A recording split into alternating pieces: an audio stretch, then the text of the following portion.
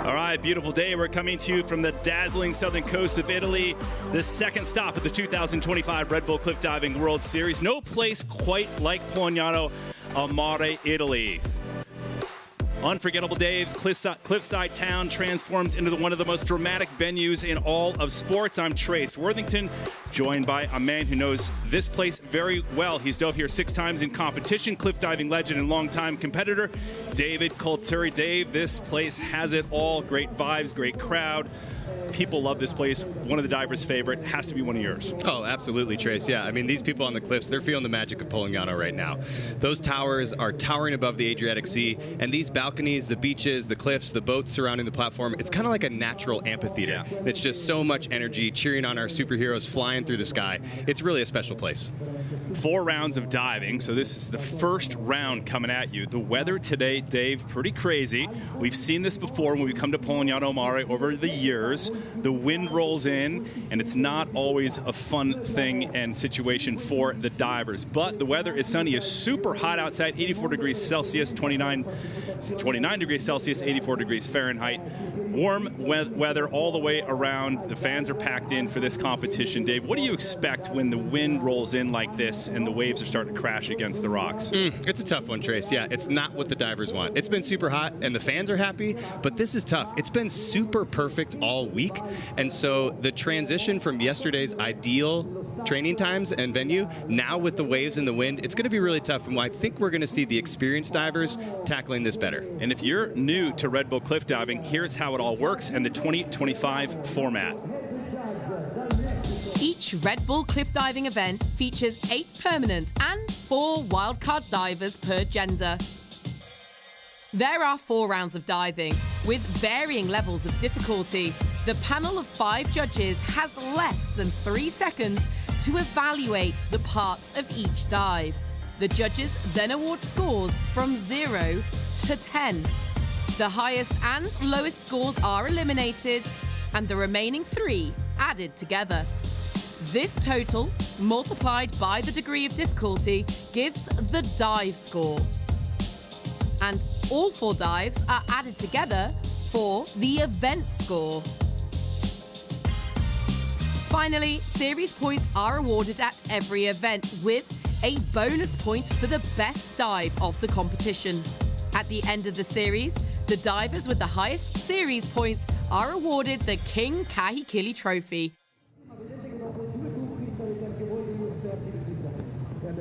You can see the waves crashing against the rocks here.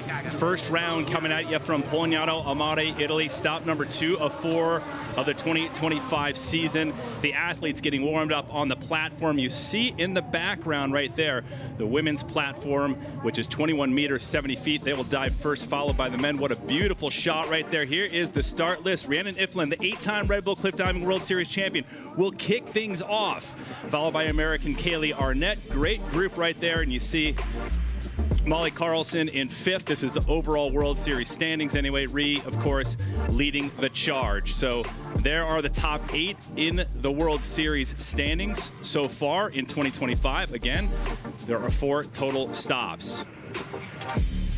Lisa Cassetti sitting in 10th. We get to see here a local favorite. She is diving. And the start list, what I was getting around to earlier, looks like this. It's a random order for the first round. Then it'll be reverse order from every round after that. So we will kick things off with Madeline Bayonne, followed by Iris Schmidbauer, and then Rhiannon Iflin. We talked about the 8-time Red Bull Cliff Diving World Series champion, who has won here 8 times straight. She will dive number 3, as you see right there. Cassetti, the local favorite, number 4. Kaylee Arnett, who podiumed here last season, will run number 5. So they're your first 6 starters. And again, random order for this, and then the second round will be reverse order from the lowest score up to the high. So it changes dramatically from the first and second round. One person not diving today is Molly Carlson. Unfortunate for her, she was okay on that dive. Fortunately for us, she's in the booth with us right now. Take us through that. welcome to the booth. Hello, Molly. everyone. Definitely not where I wanted to be today, but I do love being in the booth with you two. This was shocking. I cannot believe one of my nightmares came true. Slipping on the edge of a 22-meter platform was not on my bingo card, but it happened.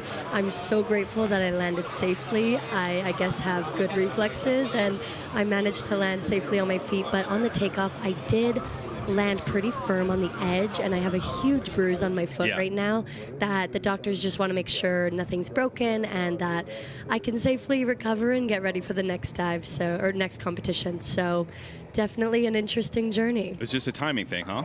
Yeah. Just going off the end of it. I think I measured backwards too little, and then when I went full power, it was too far. So my toes were already over the edge, and then it just slipped, and game over from there. So right. Terrifying. Well, I know, and we're going to talk about that with you too, Dave. You've been in those terrifying situations as well, but we're going to kick things off. We're going to keep you around for a few divers, Molly. That's awesome. Thank you for joining us. Madeleine Bayonne will start. 28-year-old from France, the first French female ever to compete on the Red Bull Cliff Diving World Series. Retired gymnast. A lot of nerves, Dave Coulteri, going first here. After, all the men have to go 4 rounds and to be the first of everyone in front of this crowd. It's got to be a little bit nerve-wracking. Oh, it's the superstitious one. Not many people like drawing number 1 at the wild card. There are a few people. I remember in the past, somebody would get excited for number 1, but it's honestly just superstition. It doesn't matter. You're going to kick off the dive. Everybody does their dives one after another. Not a big deal. But Madeleine here, she looks like she's handling it well. I caught up with her the other day. She says she's really excited to be here. She's handling the energy well. She had a good training round. She's excited, and I expect big things from Madeleine this year because she's been really putting time, energy, and focus into her diving. Molly, what's the key to the first dive, the first round dives? So I'm definitely superstitious, and I do not like going first, but Maddie is going to do great. I think everyone, the key in round 1 is just to show confidence, to show the judges that you want to be there, especially on a wavy day. If you can turn around and be like, I don't care if there's waves. I'm going to nail this dive anyways. The judges love that. So really freak out behind the scenes, but then when you're on the platform, channel your inner confidence, and the judges are going to love you for that. This is the warm-up area right here. This is just below the platform, not a far trek up to each of the platforms. The women's platform, 21 meters, 70 feet.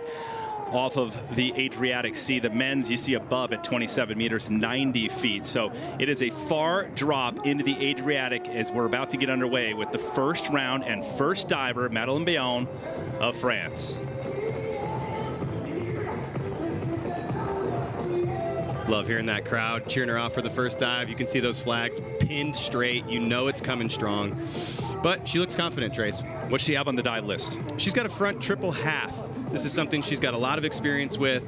Easy dive for her. She's going to be, I think I would expect a really solid start from Madeleine. She did it really well in training yesterday.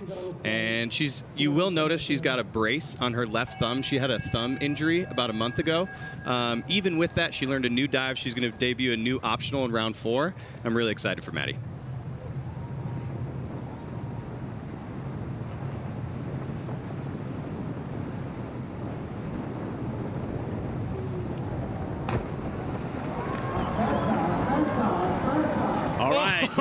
Oh, yeah. How about that?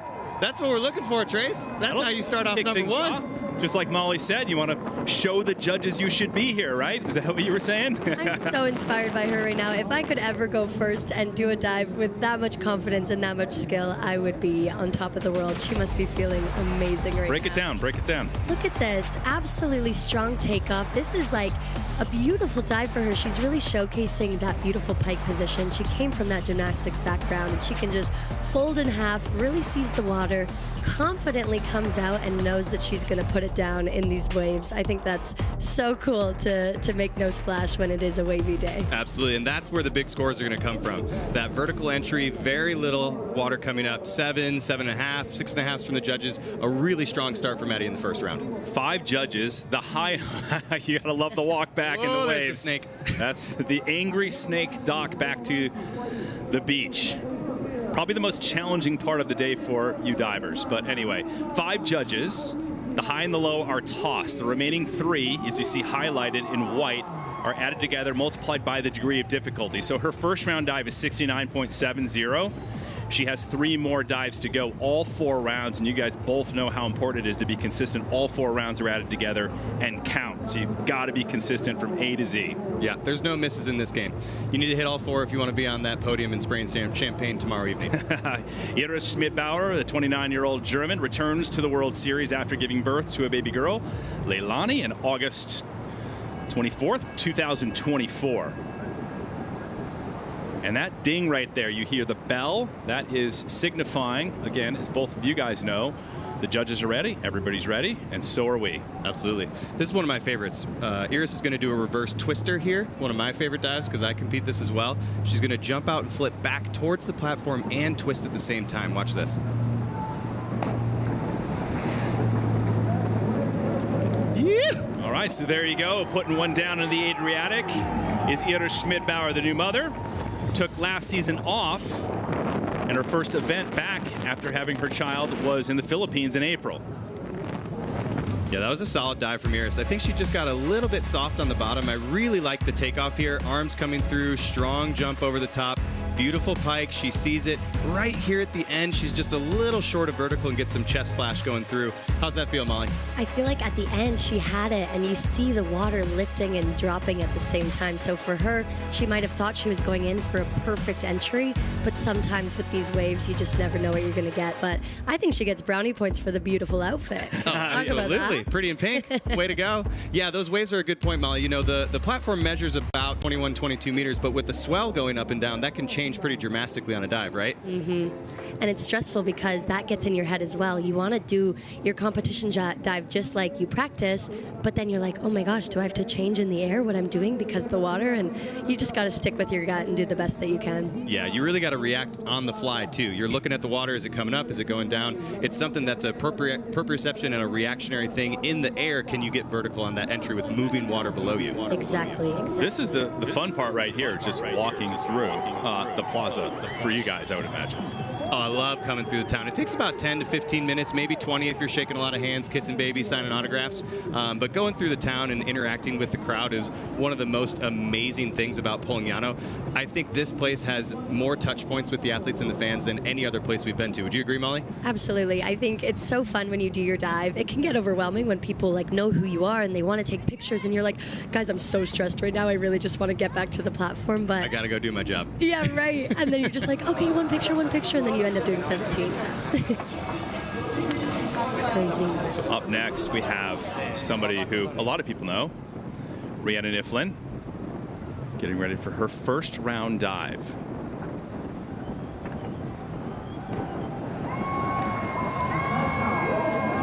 Oh, yeah. Signature Rhiannon Iflin. Now, you and Rhi go back and forth, right, in competition a lot, Molly. What's the difference maker for her? Like, why is it so hard to compete against Rhiannon Iflin for you?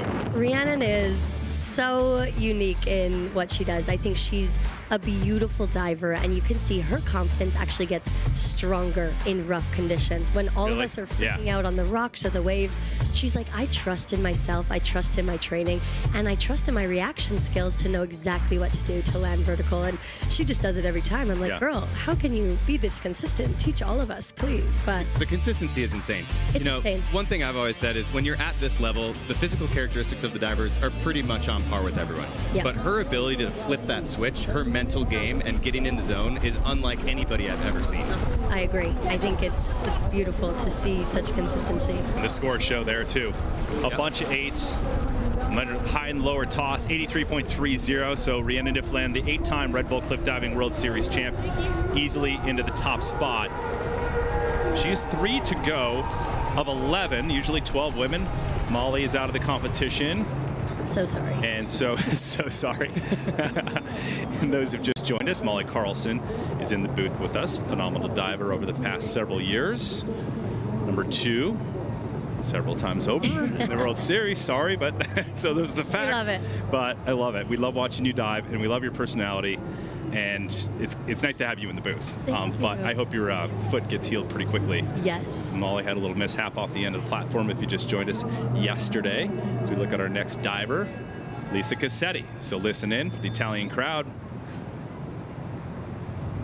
Not a giant crowd today on Saturday. Tomorrow, for the last 2 rounds, will be packed in here.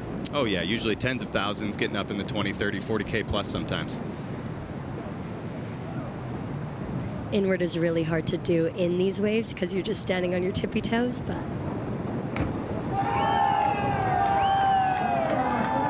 Oh, there it is. Put one down. Does she dive in this area often, you think? I mean, I know the platform's not set up all the time, but, you know. No, she's from northern Italy. She Yeah. trains up in Trieste, but she is the local hero here. You know, she has, how many starts does she have? Just a few, but she's been here more times than anywhere else. She's the local hero. This is one of her most stylish dives. I love this back double with 2 twists. She's got a beautiful twisting position, a really nice laid out branny. She leans a little bit away from the tower, and she could have a bit of a stronger jump. I think that's why the judges deduct a little bit from her in the past. But this branny maneuver here with the arms by the side and then coming out, lining up with the vertical entry, very little splash. I'm expecting some pretty high scores from the judges. Would you agree, Molly? I think she's going to get great scores. I also think diving under pressure, you're the local hero. Having to do the best dive you can with everyone cheering for you takes a lot. And for some reason, Elisa loves it. I think she does great under the pressure. Oh, she's so good. She's been at this place 5 times. She has 15 starts now. 5 of those have been here in Polignano. In 2021, it was her debut competition. And she's just impressed me with how much she's progressed and how much she's matured over those years. I remember her coming in as such a young teenager, and now she's a strong, brave woman who's just doing incredible things every time I see her compete. She used to be terrified. I remember she always looked at me. We both had this dive, and she was like, I don't want to do it. I don't want to do it. And now she's just whipping out 8s all the time. She's like, oh, remember when we were scared of this? I'm like, girl, you are killing it. Cassetti in second with 81.60, not far behind Rhiannon Ifland. So Cassetti's setting herself up nicely here, the first round of 4. So here's Kaylee Arnett. Expect a little dancing out of her. The American, 32 years old. Today only marks her 7th ever start on the World Series. She's hit the podium 4 out of 6 starts. Reminds me of somebody named Molly Carlson, who was on the podium every time, right from the beginning. It becomes tricky when you start right away on the podium. You're like, oh my gosh, do I have to be here all the time? And Kaylee just keeps proving herself that she deserves to be there. Yeah, she's one of my favorite divers. She's a performer through and through. When she graduated from Virginia Tech, I think she said 48 hours. She was on a plane going out to China, and she's been doing shows for years and years. She was at the very impressive House of Dancing Water, and now she's on the Red Bull Cliff Diving World Series. One of the best divers out there. And proving it right there, Dave, backing it up is Kaylee Arnett from the United States. Judges are going to like this one. Some great dives going on so far in the first round of the women. Loving it. Trace. You know, one thing that's been impressing me so far, you haven't seen one step back yet. Everybody's been going up, going right away on the simple 1, 2, 3 count. I was expecting, we were talking about it before the show, Trace. I thought people would be balking, stepping back, taking their time, taking multiple attempts. Every single one of the ladies so far has been like, nope, I'm going right away. This win ain't don't bother me.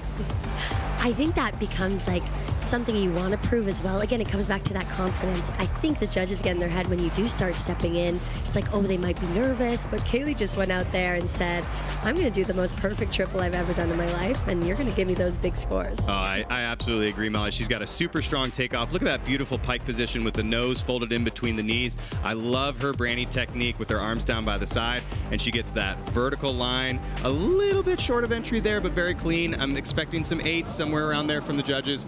A nice little barrel roll off the jet ski, and 8s, 8.5s. Like we're talking about. Take a little break, Kaylee. You deserve it. She competed in rodeos as a young girl growing up in Texas. Little rodeo move onto the dock there. So if you've just joined us, we're in the first round for the women. We'll go into the first round of the men, right? And then moving on back to the women's second round, followed by the men's second round. And then tomorrow, round 3 and 4, right here on Red Bull's YouTube channel, Red Bull Cliff Diving's YouTube channel, excuse me, and also Red Bull TV will feature round 4 as well. Here's Jeannie Van Katvik.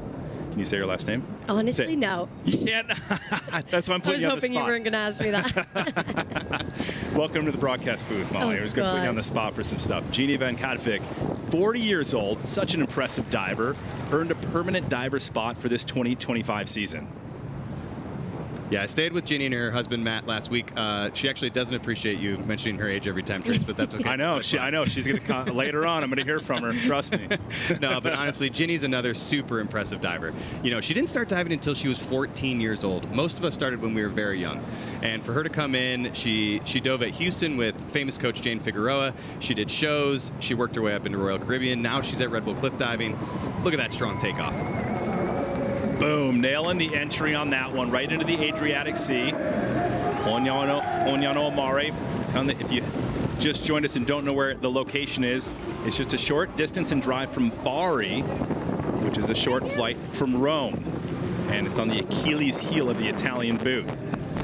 I'm so proud of Ginny right now. I don't know if you guys saw the practice yesterday, but she actually went really far over and got whiplash during her practice dive. So for her to come out and get back up there and to nail her dive and to be vertical takes so much guts. And I just think it's so inspiring when you see people's comebacks, and it's really interesting. Besides what happened to you yesterday, just slipping off the end of the platform, which was super scary, what are the other things that you're worried about in this sport? Oh my gosh. Again, that's the common question you get, right, on the street? Like, you get hurt? Absolutely. What are you scared about? What is it? The biggest thing is obviously the impact. If you get lost in the air, if you don't have the right takeoff, you can really land wrong and go straight to the hospital. And I think that's what makes this sport so scary, but also addicting, is like when you land right, you want to do it over. That's what I was going to say. So you have now the positive part of it is that, right? What is it for you, Dave? Like, you know, on the positive side, what are you stoked about when you dive? Oh, there's so many things. I mean, the thrill, the lifestyle, the diving itself, it's our passion. We love doing this more than anything else. That feeling that when you take off from the platform and you're flying through the air, it's total flow. Nothing else is going on around you. No problems exist. It's absolutely what you love to do. Let's talk about the platform and where it's located, right here in the private residence home. Just walking right through somebody's home onto their deck on the the limestone deck, and then you guys are flying off it. I remember the first year we came here, I walked through the house and the Nona of the house was just sitting in the kitchen watching us come through every time, and I would just kind of smile and wave at her. It was such a surreal moment, and now you almost feel like you're part of the family because you've been here so many times. It's such an amazing house, the Labata family, the beautiful house that is. It's the iconic corner of Polignano Mare. It's in every Instagram, Pinterest board ever. Absolutely. Speaking of Instagram, are you on Instagram, Molly? I am. Just posted. You better go comment. How many followers do you have? I think nearing 7 million now. Nice, dude. That's awesome. Across my platforms. Pretty crazy. No big deal. Kaylee Arnett's still chilling on the dock. She doesn't want to walk that angry snake. Actually, she's probably looking for her fellow American, Maylee Carpenter, who's on the platform now and waiting for her. 37-year-old American. First round dive. There it is. Down. Great shot underneath the water, you guys. It is nice and clear. Hey, Dave, tell us a little bit about the water and how the murkiness versus this clear water. What is the difference for you guys? What do you like? Yeah, absolutely. And that's a big change from yesterday. They had perfect conditions yesterday, flat water, super clear. When the waves picked up with the wind, now it's murky and it's not as easy to see. The spray isn't going as strong as it used to. That spray that hits the water and makes it white where the entry is, it's a little bit harder to find exactly where that entry point is. Common misconception that spray breaks the surface tension and makes it softer. Not true. It's really just for visual acuity. So now you have some white water coming off the rocks, but it's moving, it's up and down. It's really challenging to find that line of where your feet are going to hit the water. But Maylee does a great job. This inward 1.5 for her into the inward double half. It's a dive she's practiced many times. It's been going well in training, sticks to the plan and goes right for it. She got a little bit of what we would call butt splash there. She just got soft in her hips and put her hips behind her. So a little bit splashy going through the water, but still a solid dive. Average scores from the judges, 6s, maybe 7s. Maylee's going to be happy with that one. And the high and the lower toss, the remaining 3 multiplied by the degree of difficulty. See 3.1 DD, so you have 57 on that. So Carpenter moves into 6th right now with that 57. Arnett from the United States still in the lead with an 85. I didn't realize that until now that she took over the top spot over Rhiannon Iflin. So Iflin in 2nd, Cassetti in 3rd. Go back up to the women's platform, 21 meters, 70 feet off the water. It's the 2 American divers. Hanging out on that snake. Chillin', Kelly Arnett leading again with 85. But it takes 4 rounds to get on top of the podium or on the podium in general. But 3 Americans in a row. They must be loving this. That brings me back to the days of me, Andy, and Steve. We call it the pain train, USA. Choo choo! I don't know. Oh my gosh. There's probably a lot different names for you guys in that trio that we can't say on air. But look at this closer, Lisa Faulkner coming in. It's her debut competition. I'm so excited for Lisa. Lisa was just ahead of me in school. She went to the University of Kentucky. Great coach Ted there. She went to Indianapolis, trained for the 2012 Olympic trials. She did shows all over the world. She didn't do her first high dive until 2018.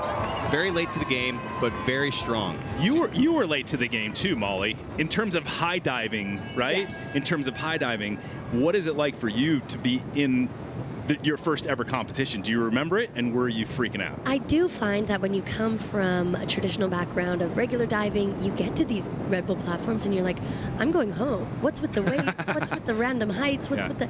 It's so much unknown that I didn't love, and I'm curious if Lisa likes it or not. Look at that. So high. Beautiful dive, a little bit of a splash on that. You know, again, we talk with this sport, you guys, all the time, and you look at the traditional diving sports, it's different. It's usually calm, flat water in traditional diving. Not the case here, so anything can happen. And then everybody kind of looks at the splash and says, oh, you know, that wasn't a good dive because of the splash. It's one of the most key factors. It's not everything. The judges look at 3 parts. They want to see a good takeoff, strong jump, high, and Lisa does a great job. She really strong and powerful off the platform. She has a beautiful pike position. The fly looks good. It was almost a little too fast. I think she just closed her arms into the entry a slight bit too early, and she slightly rotated on that. But look at that beautiful throw into the strong pike, chest on the knees, coming out strong, seeing the water, solid T arms into the branny, and going here a little early on the close. It just goes a little over and a little splashy. Those waves are really hard to deal with. 7s aren't bad. That's going to be what we call a good miss. And in tough conditions, that's really what you're looking for. Would love a 7 to be a miss. Oh my gosh. So good. There you can see the beach and the walk to the beach.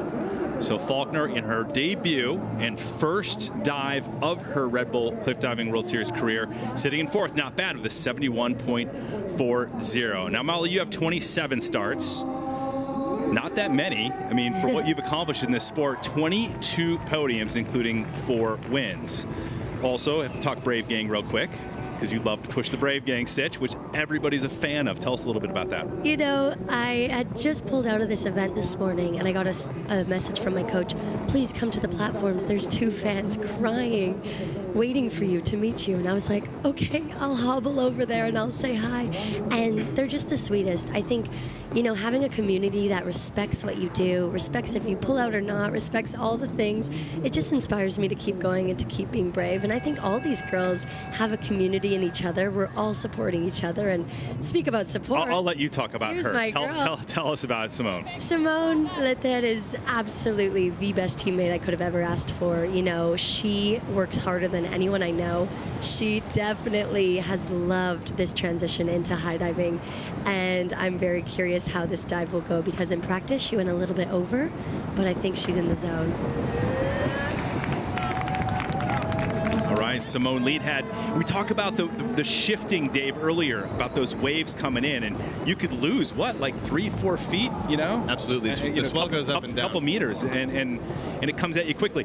Dave and I were talking about, like, the best way to look at it is like a basketball player at the three-point line, and right when it leaves your hand, the net shifts another 4 feet back. I love after that. It already leaves your hand, and you're like, wait a second. I'm curious to see this slow motion, because it looked like a perfect dive in what she's been training. So I'm curious how the water affected it.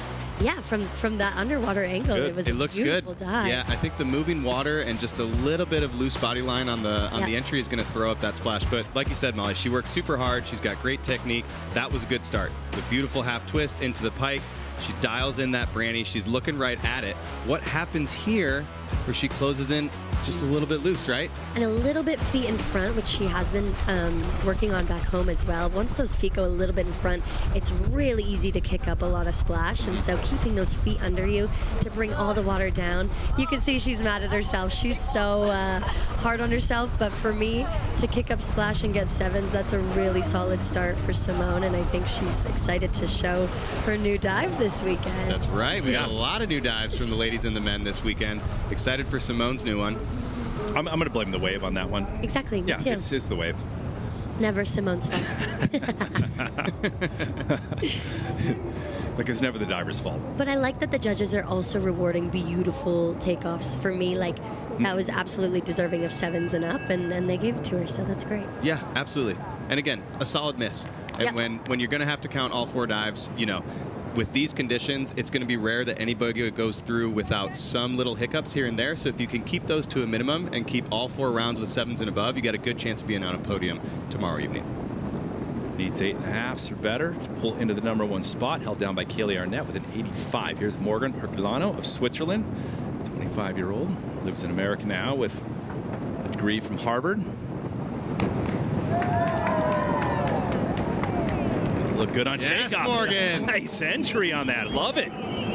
She's going to be so happy with that. We were just talking this morning at breakfast how much she has joy for this sport. Every practice she does, she's improving little things, and she just loves the small improvements. And I think it shows every time when she's nailing dives into the waves. So impressive. Yeah, she's been working so hard this offseason, Molly. She's been going down to Fort Lauderdale from Boston. Every other week, it seems like she's down there, balancing multiple jobs, coming in, training super hard. She's gotten stronger and stronger. Her technique looks better each year. She's dialed in a new Branny technique. Last year, she had arms above her head in the Branny. Now she has them down by her side, which I think gives her a little bit more control. And this is what she was working on last week with Steve and I in Fort Lauderdale. And she just dials it in competition. That's what you want to see. Arms down in the Branny, laser focus on the entry, arms in, tight line, taking it down with little splash. She's going to be so happy with that. Look at her. Give us a kiss. Yes, Morgan. As you should, Queen. The first Swiss female ever to compete on the World Series. Best finish is 7th. That was last year in Northern Ireland. But this, this is only her 4th start. Coming in with a 78.20, putting her in a 4th. That's a great way to kick things off. Remember, 4 rounds, and they all count. So it is not over until that 4th round, dude. It's really tough. And you got to balance the energy all the way through. Here we got Kaylee giving the vibes, dancing in between. Molly, what do you do in between the dives usually? I was just going to say, when all 4 dives count, say you miss your first dive, to mentally zone back in, forget about it, get back in the zone. To go 1 dive at a time becomes really difficult. But honestly, all the girls are hitting in this first round, and it's so exciting to watch. Yeah, how about this diver, you guys? I mean, Dave, you and I were talking about her earlier. Nelly Chukanitska of Ukraine, only 18 years old. I mean, she has a really bright future in cliff diving. Absolutely. Youngest ever permanent. The most impressive junior high diver to turn pro. Nelly has been really impressing me. Let's see what she comes out with here.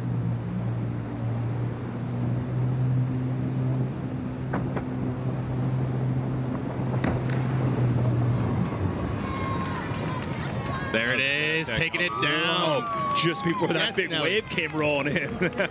Downtown, baby. Yo Street in a Range Rover. Nelly throwing it down. There we go. Love that. Come on. No, I was telling you, Trace, the most impressive junior. She comes in as a 16-year-old. She does a few here and there, wild card, makes it to the permanent status. She's always taped up, from ankles up to neck. You see tape all over her. She's battling injuries, but she never complains. She's got that tough mindset, and she takes every challenge as an opportunity to get better. And she's so good at taking down the entry. It's one of those things that kind of comes with experience, but she's figured it out at such a young age. I mean, Molly, it's so impressive, right? I'm like, can we relax? You're only 18, babe. You're coming for us. But I love it. I think it's so cool to see the young guns want to do this extreme sport, and she really knows how to put down these entries. I think she's so strong, and she works so hard on being strong enough because she knows she's young, and she knows she has to put in that extra amount of preparation with her body to be able to handle it. And she's doing the work and doing so good. Getting 8s. Yeah, she works super hard with her coach, Oleg. They've got a really good training program going. They travel all around the world, just putting everything into the sport, and I love that. She's so committed. She's a woman of little words because she's not too English, but she absolutely is the kindest when she does hype us up. Oh, I love her smile. She's super friendly. Yes. Lots of hugs. Love it. All right, well, that puts her in a 5th, you guys, with that 72.85 on that one. Remember, all 4 rounds are added together in the Red Bull Cliff Diving World Series. Today, 2 rounds. Tomorrow, 2 rounds. Your leader after round number 1, American Kaylee Arnett. There you go, KK. Yeah. Well, let me run over to the platform. It's my turn, you guys. I know. You're up next. You're up next. You're up next. Kaylee Arnett leads the way. You see the top 6 women after round number 1 before we move on to the men. It's so cool having you in the booth, calling the ladies. Thank you, Molly Carlson. And good luck on everything. Thank you guys so much. Good luck on the foot. Be nice to the boys, okay? All the best on the recovery. Thank you for calling, Molly. Hey, tell Aiden we said hello. We will. He's we're watching. talking about him tomorrow in the show. Aw, we love Aiden. Thank you guys Yeah. for having me. Cheers, Mom. All right. Molly Carlson, one of the best.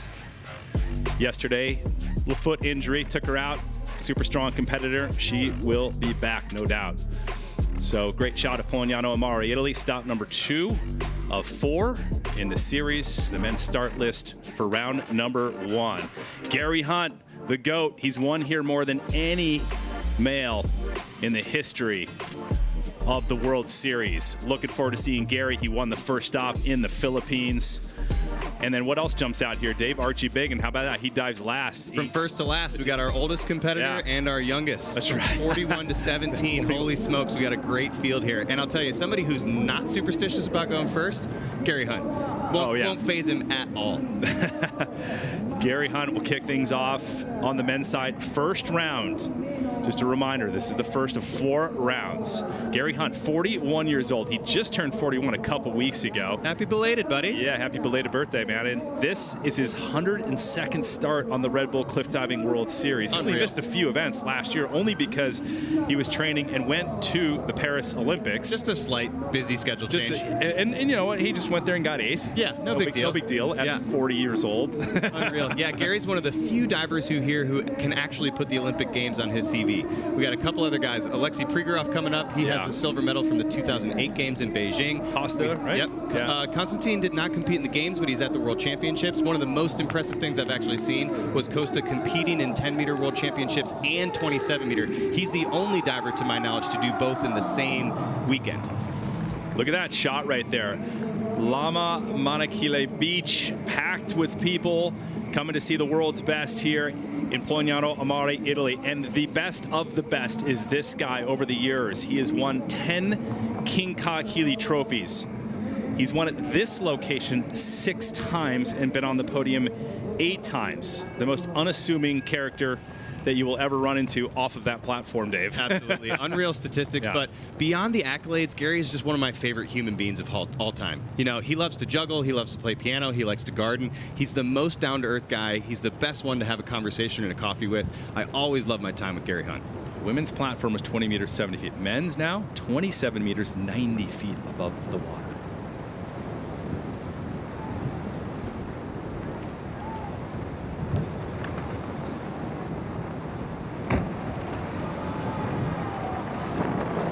All right. There it is, Gary. Come on. He still pulls it off. Time and time again. Gary Hunt, first round dive, nails it.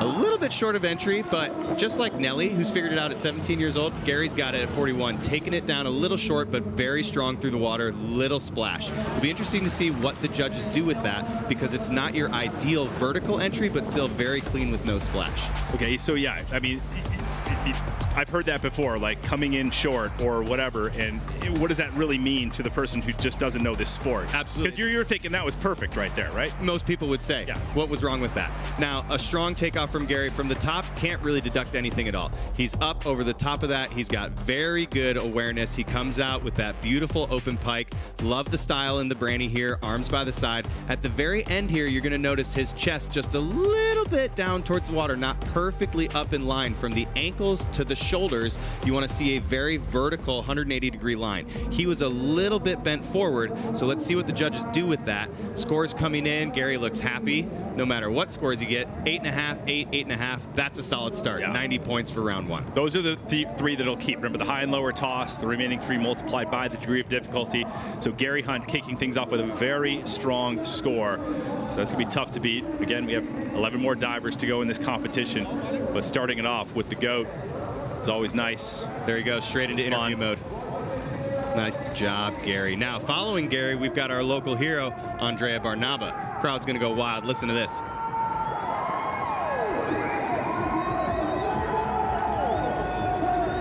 Yeah. Hype him up, buddy. Pumped up, buddy. 21 years old from Trieste, and as you mentioned, Dave, the local Italian favorite, along with Elisa Cassetti, who we saw earlier. Alessandro De Rose, who's won here before. It was an epic win. Is coaching young Andrea Barnaba. One of my all-time favorite moments in 2017. I was standing next to Alessandro and my teammate Andy Jones. We watched Alessandro with tears down his face as 40,000 Italians sang the national anthem with him. That's correct. Still gives me goosebumps. I know. It was. I rated it. We did some highlights a couple years ago. I rated it the biggest goosebump moment in the history of Red Bull cliff diving. 100%. Now we've got Elisa watching on. A little bit of nervous support. Now this is interesting. Andrea actually changed this dive from last competition. This would normally be a front triple with 1.5 twists, but now we have a front triple with a half twist because he had actually the diver's worst nightmare. He got lost in this dive in the Philippines. Oh, that's right. That was you guys scary. tuned in to this broadcast a month ago when we were in the Philippines. He got lost, but here we go with this. Take it down. There you go. Opening it up for Barnaba. Again, 21 years old. Bright future ahead of him for the Red Bull Cliff Diving World Series. Barnaba will kick things off. A decent score on this one, Dave. But again, how hard is it for the divers, including yourself, to be consistent all 4 rounds? Oh, it's so tough. You know, I've had multiple divers come up to me and tell me like, oh, you only do 4 dives. Can't be that challenging. It is so hard to do this when the pressure is on. And that was a beautiful dive. He just went a little bit over on the end. You're going to see this in the slow-mo. Andrea probably has hands down the best style of all the divers. He's got long lines, but look at this pike. His nose is between his shins. It's insane how flexible he is. He's got beautiful long lines. I love the style coming down through the brandy into the water, but right here you're going to see just a hair over. And that's where you're going to get that big splash coming up as you go through the water. You're going to displace a lot of water because that vertical line doesn't go all the way through the hole that your feet make when you contact the water. So a little bit of a disappointment. 6.5s and 7s, not his best dive, not a terrible miss, not a great miss, but 70 points. He's 20 points behind the GOAT Gary right now with this first dive in. And that is one of the big questions. Why feet first? We get that all the time. Why feet first? Absolutely. If you watch Olympic style diving, you're going to see hands first all the time. There's Orlando Duque, total legend. You've dove with him for so many years. He's the Red Bull Cliff Diving World Series sport director. Absolutely, the godfather of diving. I remember when Orlando welcomed me to the sport back in 2012 when I first came in. Such a nice guy, and he's told this story a billion times over. We dive feet first because of the height and the velocity that we hit the water. Okay. Jumping from 90 feet, you're hitting the water almost 60 miles an hour. It's basically a car crash going through the water. Your wrists, your elbows, your shoulders just would not take that impact time and time again, so we have to go in feet first. Otherwise, the sport is very similar to traditional Olympic diving. We're almost 3 times the height. We're going more than 3 times the speed, but the flipping, the twisting, the format, the judging, all of that is very, very similar to Olympic style diving. The Romanian shark, he knows how to get it done. Konstantin Popovic, the 2023 Red Bull Cliff Diving World Series champion, King Kahekili Trophy winner. Last year was Aiden Heslop. Talked to Molly about Aiden and Molly. And he's the boyfriend, girlfriend. Here. Yeah, he's the defending champion here. But he is, amongst that very small list of King Kahekili Trophy winners. Very small list. Duque, who we saw, is on that list. And yep. Jonathan Paredes, who we'll see shortly. Heslop, who we just talked about, and then Hunt. Yeah, Silchenko. Silchenko still is like number 2 on the all-time win list behind Gary. I would believe it. Yeah. Dude, he was a force to be reckoned with. Yeah. I mean, Costa's catching up to him. He's got 9. I'd say there's a new guard of cliff diving that's come in over the last few years, and Costa's leading the charge. We've got guys like his countryman, Catalin Preda. We've got Aiden Heslop, the defending King Kahekili Trophy winner. You've got James, you've got Carlos, all doing these big dives. When we get to the 3rd and 4th round, you're going to see no DD limit, and these are guys that are going 5.0 plus consistently on both rounds, which was unheard of just a few years ago. So when these guys came into the sport, they really shook up the game and started pushing everybody. I mean, my generation of divers, most of them who are retired now, we couldn't hang. We couldn't hang because they were doing such difficult dives, so many flips and twists. It's crazy how athletic and how acrobatic these guys are. Now, Costa's one who's going to take his time. You're noticing he's kind of looking around. He adjusted the safety divers, but he's taking his time. Now he's going to put his hand out here. He's going to let the judges know, I'm going to let the wind die down a little bit. Yeah. I mean, smart move. you're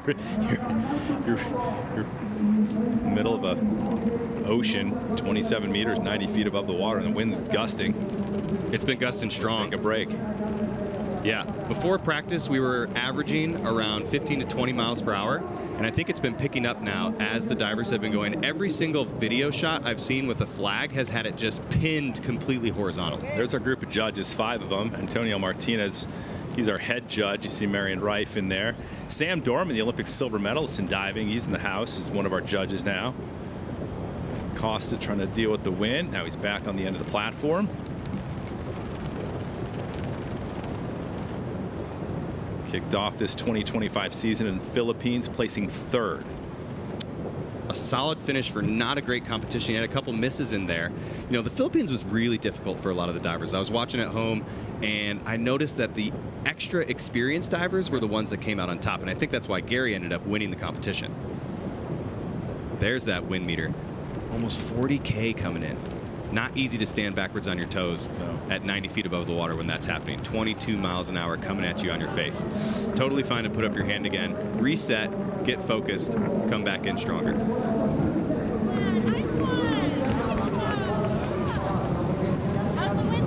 There's some high fives. It's coming in a little bit from the northwest, so it's just fluctuating day between 34 kilometers, 39.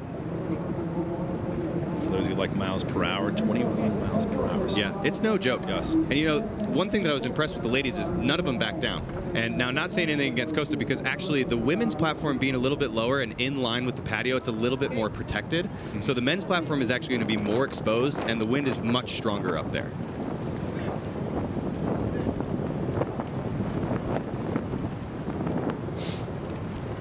Have that water. What's the depth on there? It's about 20 feet, isn't it?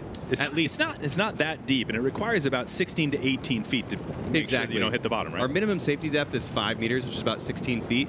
I don't think anyone here has touched the actual bottom, so I think we're looking around 20 feet, like you said. Yeah.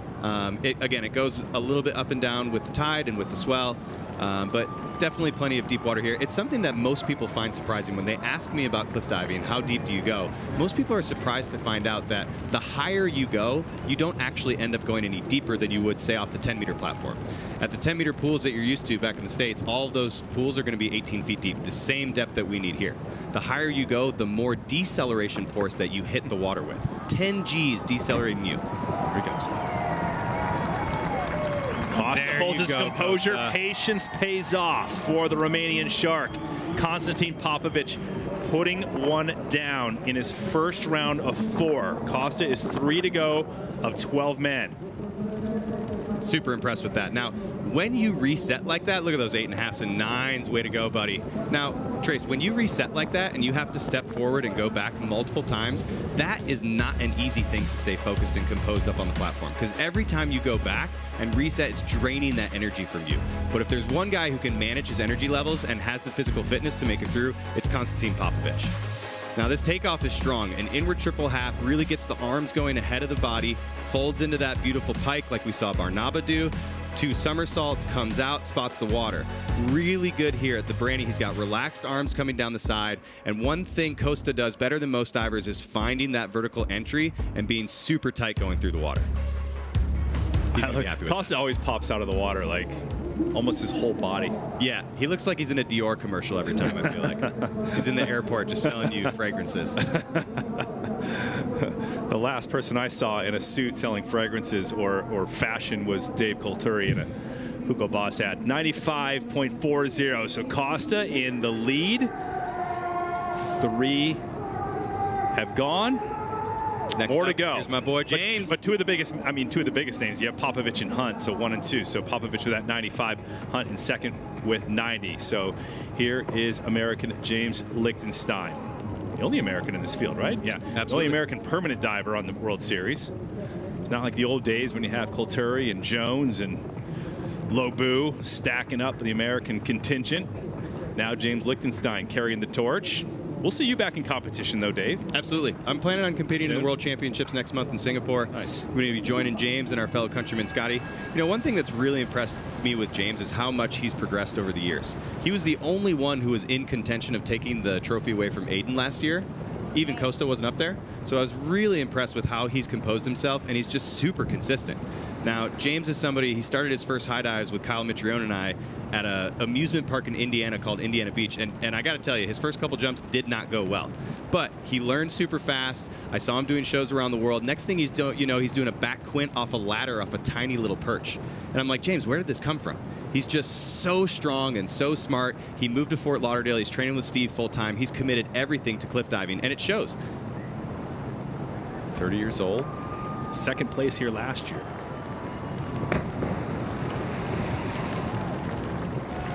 Look at Stein opening up. Now, I saw a little bit of like some hesitation when he came into the entry, but we'll talk about that in a second. Interesting fact. One of the worst injuries Costa's ever had is on that dock right there on the snake. Absolutely. Yeah, he stepped off it a little bit too early and broke his foot. Yeah. I'm sure he's several years ago walking back now. Yeah. Yeah, James is going to be a little bit disappointed with this one. You saw it, Trace, the little hesitation on the come out. Now, I really like his takeoff. On this reverse triple, he's one of the few divers to do this dive. He kicks really strong around the 2.5 and looks down. Look at that little wobble with the arms, and that's what's going to throw you off here. He really just needed to stay tight and keep his arms out at the side. But with the wind, with the waves, I mean, this was a great takeoff. I don't think he's going to have any issues with this. This is what he trains at Fort Lauderdale all the time. He sees the water super easily here. I think he just got a little second guess here. Oh, do I put him up? Do I put him down? I think he thought he was fast. Okay. He was going to throw him up above his head, which you can't do. If you go in the water with your arms above your shoulders, it's going to be max 4.5 from the judges. Right. So he was trying to do a little bit of a speed check and didn't get them down while still staying vertical. So 5s and 4.5s. James is going to be a little bit disappointed with that. But if there's anybody who can come back from a miss in the first round, it's going to be James Lichtenstein. Yeah, we've seen it before with James, for sure. We have 4 stops this year. Last year we had 8 stops. After the 4th round last year, he was leading, so he would have won the King Keeley Trophy this year after 4 stops. All right, the walk through the plaza right here. Tell us a little bit about this, Dave. Good friend of yours. Skipping and dancing, Catalin Preda, one of my all-time favorites on the series. Yeah, Cat's just such a lovely guy. He's got such good energy. He probably stopped for 100 photos on his way up. That's why he's a little bit late to get to the tower. That's real, by the way. If you're a viewer watching, they set that shot up. Actually, no, Nope. That is literally the walk to the platform. Yeah, you're going through the last final square there in front of a church, and Cat's just such a nice guy. Yeah, I really connected with him early on from his first competition in 2018 in Bosnia. Now he's one of my close brothers. With Steve and Andy not being on the series anymore, I'd say Cat is honestly my best friend on the series. We'll see Cat dive number 8, but right now it's Gelato Martinez, new permanent diver on the series, 22-year-old Mexican.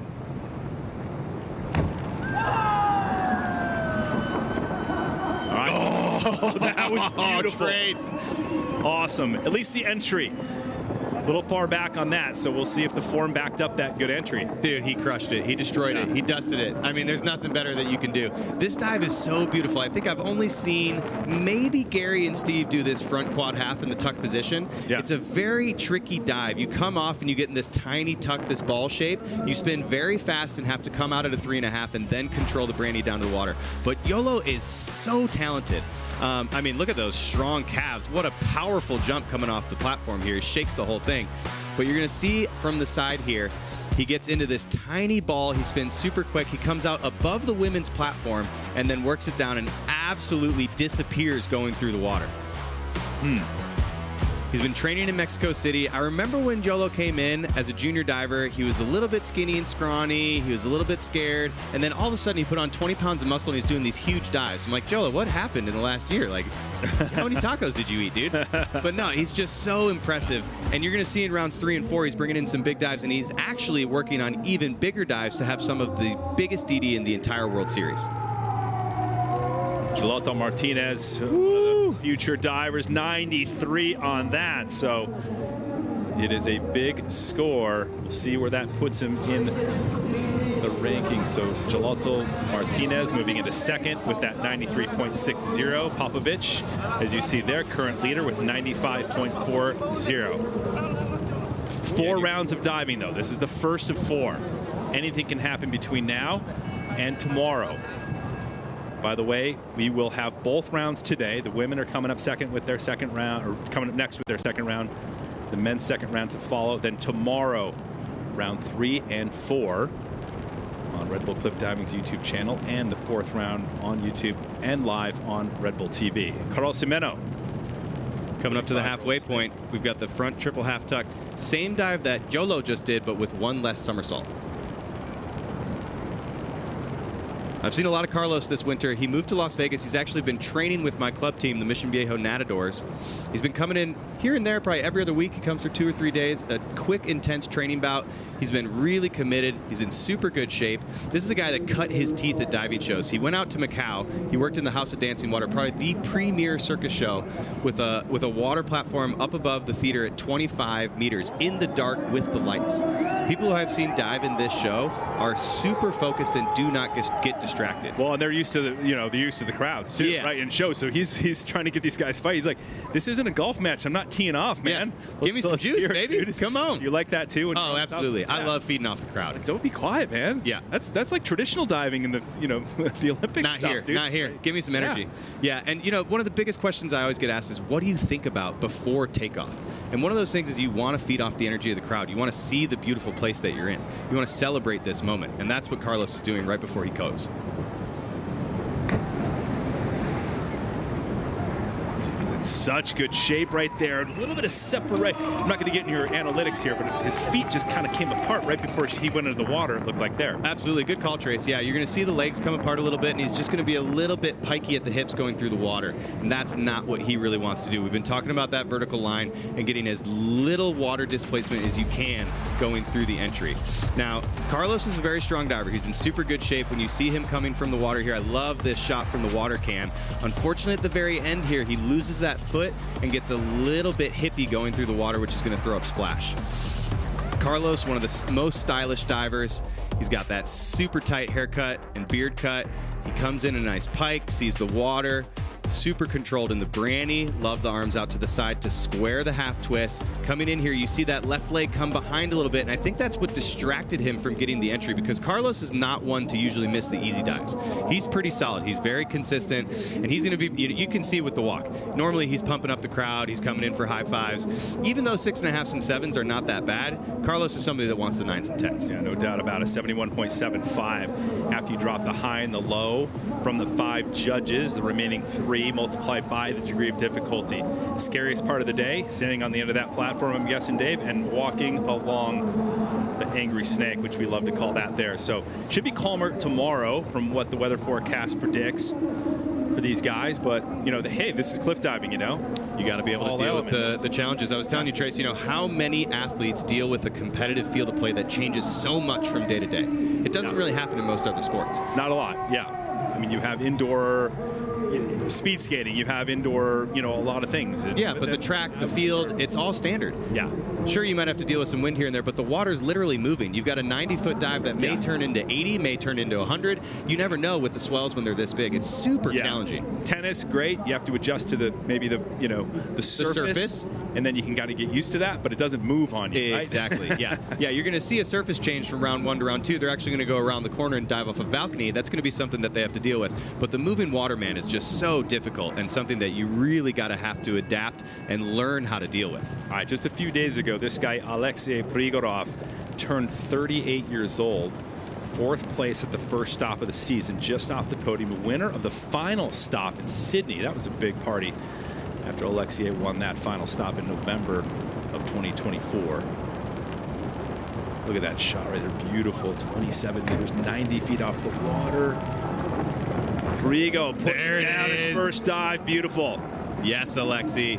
Taking down the reverse twister. I told you I really liked it when Iris did it. I like it even more when Alexei does it. This reverse half twist into a triple somersault is such a stylish dive. Now, Alexei, coming from a strong background in Olympic-style diving, actually dove springboard, came into high diving, and just shook up the game. Now, he's got 36 starts under his belt. He's kind of in that middle experience field, but he's coming in, and he's got such a good mind about him. Now, Alexei's taller than most divers, and when you're taller, it's hard to get those good lines and the right distance away from the platform. I love this shot from the bridge. He always jumps a little bit too far away. It's definitely something that the judges look for, but when he comes out and gets that vertical line with little water coming down, he's going to get good scores. It's the hips that push out right here. That's what's getting him a little bit maybe too far away from the platform. Most people would say, I don't want to be close to the platform, but it's something we really strive for. Now he comes in here, finds the water, lines it up, and takes it down with him. That's what we want. the safety divers down there, Dave, very important role. Absolutely. Another very common question. What are the safety divers doing down there? Now, number one, they're splashing so you can see the water. Number two, they're there for immediate physical and medical support. In a worst case scenario, if you have a bad landing, if you're going to go horizontal, you're going to need help. If you lose consciousness, if you're having trouble swimming, if you tear muscles, if you have internal bleeding, those are the guys that are going to get you to the medical boat, get you checked out.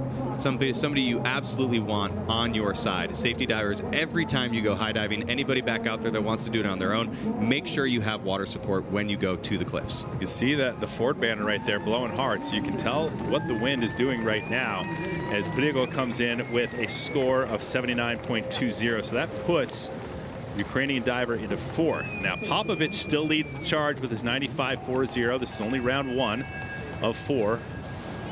Gelato Martinez of Mexico in 2nd with 93. So tight at the top. Hunt has a 90. So yeah, that's usually how it happens. It's anybody's contest, as of now. So beautiful shot again of Polignano a Mare, the most visited country, hosting 14 World Series editions since 2009. 13 times here in Polignano a Mare. There is the leaderboard. Coming into this next diver, Catlin Preda, who we saw walking through the small town of Polignano to get to the platform. What's he got going? He's got a front triple with 1.5 twists. He took a real rough landing on this in the Philippines. Let's see him come back strong here. Yes, Cat! Comeback. That's what we're talking about. Comeback. Honestly, this is the comeback for Cat. He had such a challenging season last year, crashing in Boston, another crash in Austria. He's been really fighting injuries, and for him to come back, have a little bit of a tough time in the Philippines, this is the ultimate comeback for Cat. And I can tell you, if there's anybody who's going to be able to do it, it's Catlin Preda. He's got such strong discipline. He's got such good work ethic. He's a brilliant mind. Just a superstar in the air. I love the way Cat dives. He comes in with this triple 1.5. He does the twist out, which means he's going to do it after the first somersault instead of in the first somersault. He throws hard into the first pike, has beautiful form. He's going to snap out of the pike and do a full twist, go back into a somersault, see the water, and then go into the branny and bring it down. He's got that ponytail flying behind him. You know who that reminds me of? Orlando Duquet. Absolutely. So I was going to say, like, if you're going to look at like a cliff diving poster over the years, it's like either Orlando Duquet or Cat, right? Or, I still get you've questions. got some good rope though too. Like you've got that cliff diving do. I've brought back the hair. I wanted to be like Cat in Orlando, but I still get questions. Who's the guy with the ponytail? Now you have to ask: do you mean Catalin or do you mean Orlando? Because now we got 2 of them. Well, he moves into the lead. Look at that? That's what we're talking about, Cat. 7.20. For the Romanian diver. That's what he needed to bump up that confidence, as you mentioned, just suffering that injury. Boston, it began in Boston last season. Yeah, and then as soon as he was feeling good, he took a shot in Austria. He bruised a rib. He's had lung issues. I mean, last year was just a roller coaster for Catlin Preda, and to see him come back strong puts a big smile on my face. Preda on top right now after the first round. So far we have Preda, who is 8 to go of 12. So this is Jonathan Paredes, who landed on the podium at the first stop. He also had some issues over the past several years just with injuries. Jonathan did, and now he has charged pretty hard in the past, end of last season and then the beginning of this season. Absolutely. To come back strong, get on the podium in the Philippines was huge for Jonathan. He's the second most experienced diver in the field here behind Gary Hunt. He's got 77 starts under his belt. Johnny and I started cliff diving together back in 2012. There's nobody that I've done more competitions with than Johnny. We're also the same age. So honestly, for me, my career is defined by competing against Jonathan Perez, and he's such a strong competitor. And he's a really strong first round competitor as well. I mean, usually he's many times been in first, leading all the way into round number 4 because he's so smooth. And then round number 4 is when a lot of the guys break out the big DD, which he doesn't have maybe in that 4th round. Exactly true. That's where it shifts in the leaderboard. Yeah, but no, you're right. If there's anybody who's king of the first 2 rounds, it's definitely Jonathan Paredes. For sure. He's super stylish. He's really consistent. He knows how to get that vertical line and take down the water with him. He's just such a strong, consistent diver in these early rounds. There he goes. Second, he's mentioned 78th start. Second most starts to Gary Hunt.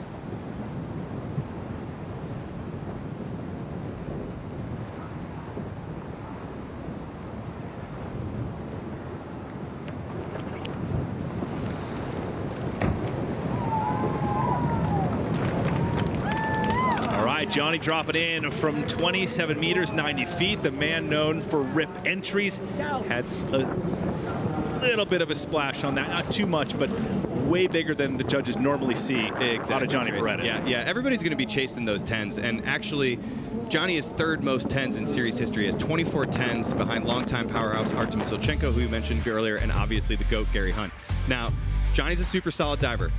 Are the waves affecting him, or is the wind affecting him? Maybe a little bit, but he's got a very strong takeoff here into this inward triple half. I like what he does off the tower. He gets into his tuck, beautiful come out. He's got lots of time above the water, but this move right here, ooh, he just looked like he was a little bit too quick. You could see as he closed his arms, he was trying to put them back behind him and slow himself down. He just got a little bit over on that entry. Yeah, Johnny's going to be a little bit disappointed with this, but if there's somebody who can come back, it might be him. He doesn't have the strongest DD that you were talking about. Those feet came underneath, like Molly said earlier. You got to find that vertical entry. Cliff diving is just such a tough thing because the margin for error in this sport is so minuscule. Now, the 8s there, surprising to me, honestly. I thought I would have seen 7s, but maybe the judges saw something we didn't. They have a different angle than us. The cameras here are showing me a different view. Now, he's in 5th place, 86.4. He's just behind the top 4. Everybody in the top 4 has 90 points or higher from Hunt up to Preda in 1st place. So Johnny's just chasing that podium group, and he's not that far off. Here's your leader, Catalin Preda, Romanian, in the 1st round. So now we go up back at the top of the platform. Nikita Fedotov. 3 remain on the men's side before we get back into the women's 2nd round dive. So Fedotov, 30 years old, from Armenia. Competed at this location 6 times since 2021. Hasn't placed better than 7th. So see if he can get a personal best finally here. I don't know. Do you have a favorite place or a place that gives you trouble along the way over the years, Dave? Like you're just like, how come I can't compete well here or get above 8? You know, better than 8th or something. Yeah, there's always those ups and downs. You know, Italy is my favorite. I won the event in Malcesine in 2013. I always like Polignano. I've been on the podium a couple times.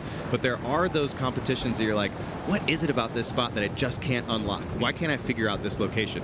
Now, you see Johnny here on his knees on the snake. This is a very challenging location. The wind, the waves here, the atmosphere is magical, but sometimes it's distracting.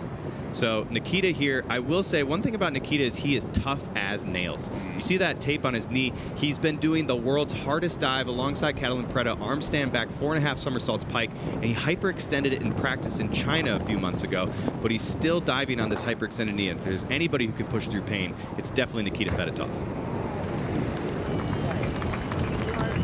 Oh, Fedotov, splash on that. Preda leads the way with his 97.20. This is the platform round. We also have, you know, a balcony round as well. Absolutely. We're going to change our venue in a little bit. When we finish the men, we're going to go over to the balcony around the corner. We're actually going to do the easy dive, the required dive, which usually comes first in the order. Don't get confused. This is round 2, the required dive.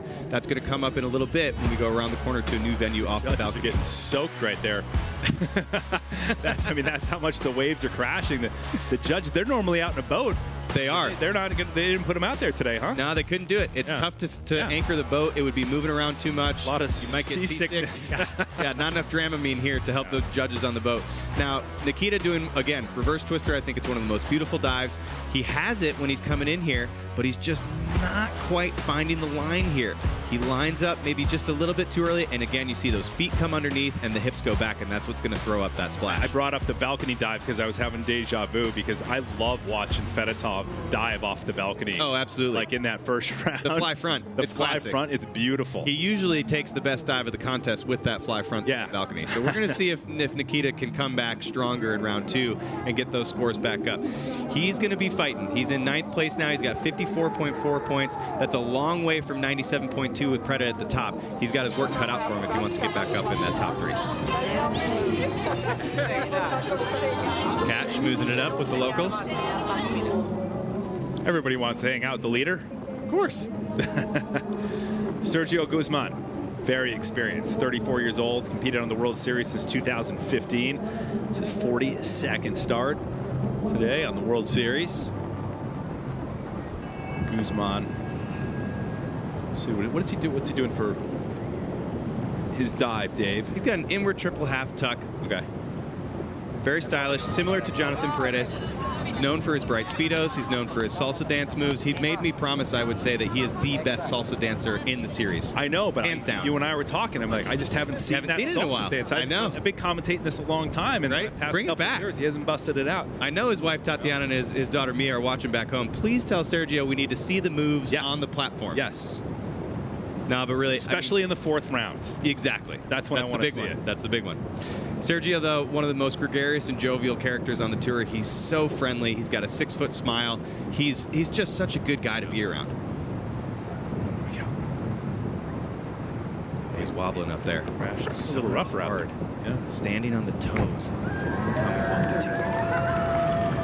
Take it down. Oh. Yes, baby. Guzman drilling this one. Slap the water. Stoked. I love when he does that, actually. I love it, too. He knows it was a good one. There's a special feeling you get when you cut through the water, when you have that perfect line.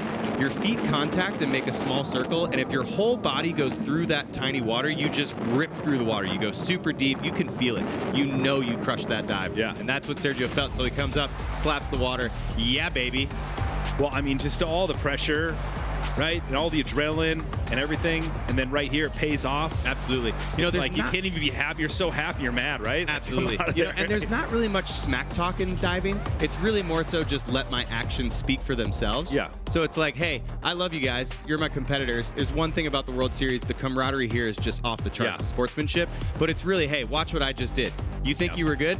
Watch these scores, baby. Wait, so there was no smack talking between there's very little you and Jones and oh, well, that's a different story. Yeah, I find that hard to believe. Yeah, no, that was a little bit more of the game of Nar. We would go up to each other and be like, hey, by the way, I'm the best diver on the mountain. Lobu's got a mouth on him sometimes, I'm sure. Look, it's the hardest part of the competition. Oh, come on. You got better balance than that, Sergio. This is where I want your salsa moves. He's 34 years old. He looks like he's walking like he's much older right now. Brutal, Trace. No, jokes aside, well done, Sergio. That was very, very good. He gets a 91.8 just outside of the podium. He's in 4th place, chasing Martinez, Popovich, and Preda. Getting above that 90 mark is huge. There's only 5 of them so far. Beautiful shot located in the Puglia region of Italy along the Adriatic Sea. Just phenomenal town. Lots of fun. Great ice cream, by the way. Great food. Archie Biggin. All right. Final diver closing out round number 1 for the men, 17 years old. Lowest DD for this round. Youngest diver, lowest DD, but Archie's got the moves. Getting experience. Dude, he's light. He's getting blown around. Oh, there you go. Put your hand up. Reset. Let's see how Archie handles this. Like I was saying, Trace, resetting is not an easy thing. You've got so much focus, so much energy. To put your hand up and step back and regain your composure is a very difficult thing. You got to master the art of compartmentalization. Don't let it bother you. Focus on the task in front of you. He's 1.65 meters, 5 feet 5 inches tall, 55 kilograms, 122 pounds. Not a big guy. The wind, look at that. Wind, 36K, 20 miles an hour. Come on, Archie. There we go. Yeah! Good job, good, buddy. Archie. Getting some experience. 17-year-old Archie Biggin. And, of course, his idol, Gary Hunt, standing by. Can you imagine? Love that. Sitting there diving with Gary Hunt. 17 years old. Gary Hunt, 41 years old. Both from Great Britain. Yeah, you know, Hunt now Archie living told in me France. the difficult thing about this dive is the speed. He's only doing an inward double half pike. We talked about the DD. He's taking the DD bump here. Most guys choosing to do the 3.6, which is the limit for this round. He's got a 3.1. With only 2 somersaults, he's very slow rotating right here. So he's got to dig super hard into the pike, and over the top, he's really working towards the bottom. It's very hard to control here. Now he's actually overdug a little bit, and that's why he goes over on the bottom. And that's a difficult thing. Now, Archie's new to the sport. He's 17 years old. I actually did his first high dives ever were with me in Area 47. He was 15, and you know who it reminded me of? Aiden Heslop. Aiden Heslop, right. Exact same story. Yeah. Aiden came to Steve and I. Also from Great Britain. Aiden did his first dives with Steve and I when he was 14. Surprised us. We thought, this is a chosen one, Anakin Skywalker kind of situation. Next thing you know, Darth Vader's taking the trophy home next year. And now we've got Archie Biggins. Same story. He goes up, does his first 27-meter dive at 15 years old, his first wild card at 16. Now he's competing. So a bunch of guys in the 90s all the way through the top 5. So Preda leading with that 97. You see Gary Hunt, the GOAT, with that 90 in 5th. Do these scores surprise you so far, Dave, or is it kind of right on par with I think it's right on par. Honestly, you see experience up at the top with Kat, Costa, Sergio, and Gary. Jonathan right there chasing him. Jolo, a newer diver who's in the hunt. Alexi in the middle. He's doing a good job. Carlos surprised me with a little bit of a miss. I think the biggest thing is James. He's not happy with that 12th place. He's got work coming back. All right, so great first round for the men and for the women. So on the men's side, again, it is Catlin Preda leading the way. We're coming right back with the round 2 of the women, followed by round 2 of the men off the balcony.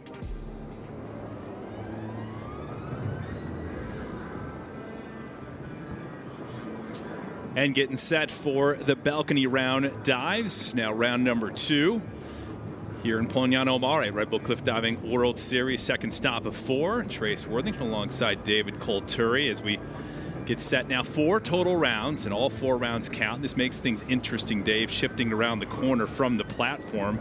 Different heights now on this balcony called the Mare di Mare House, where the women's balcony, not really platform, is 20 meters, 65 feet above the water. So taking a look at the start list for women's round 2. It's the same as round 1.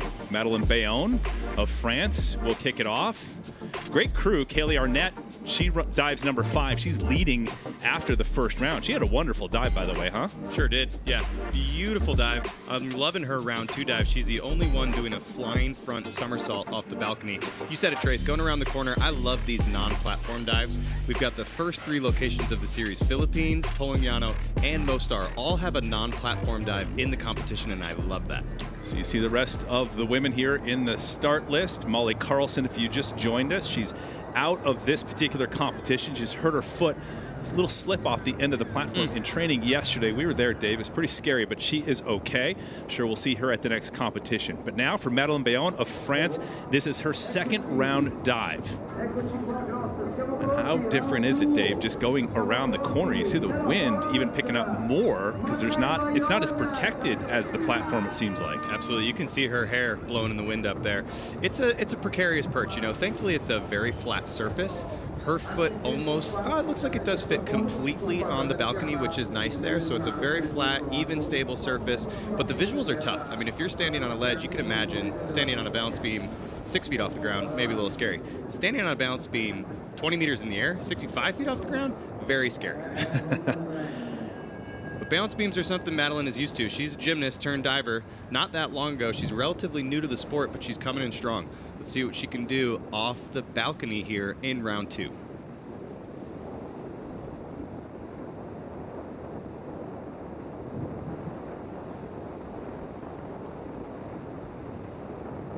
Hear the wind. It's ripping. Got this, Maddie.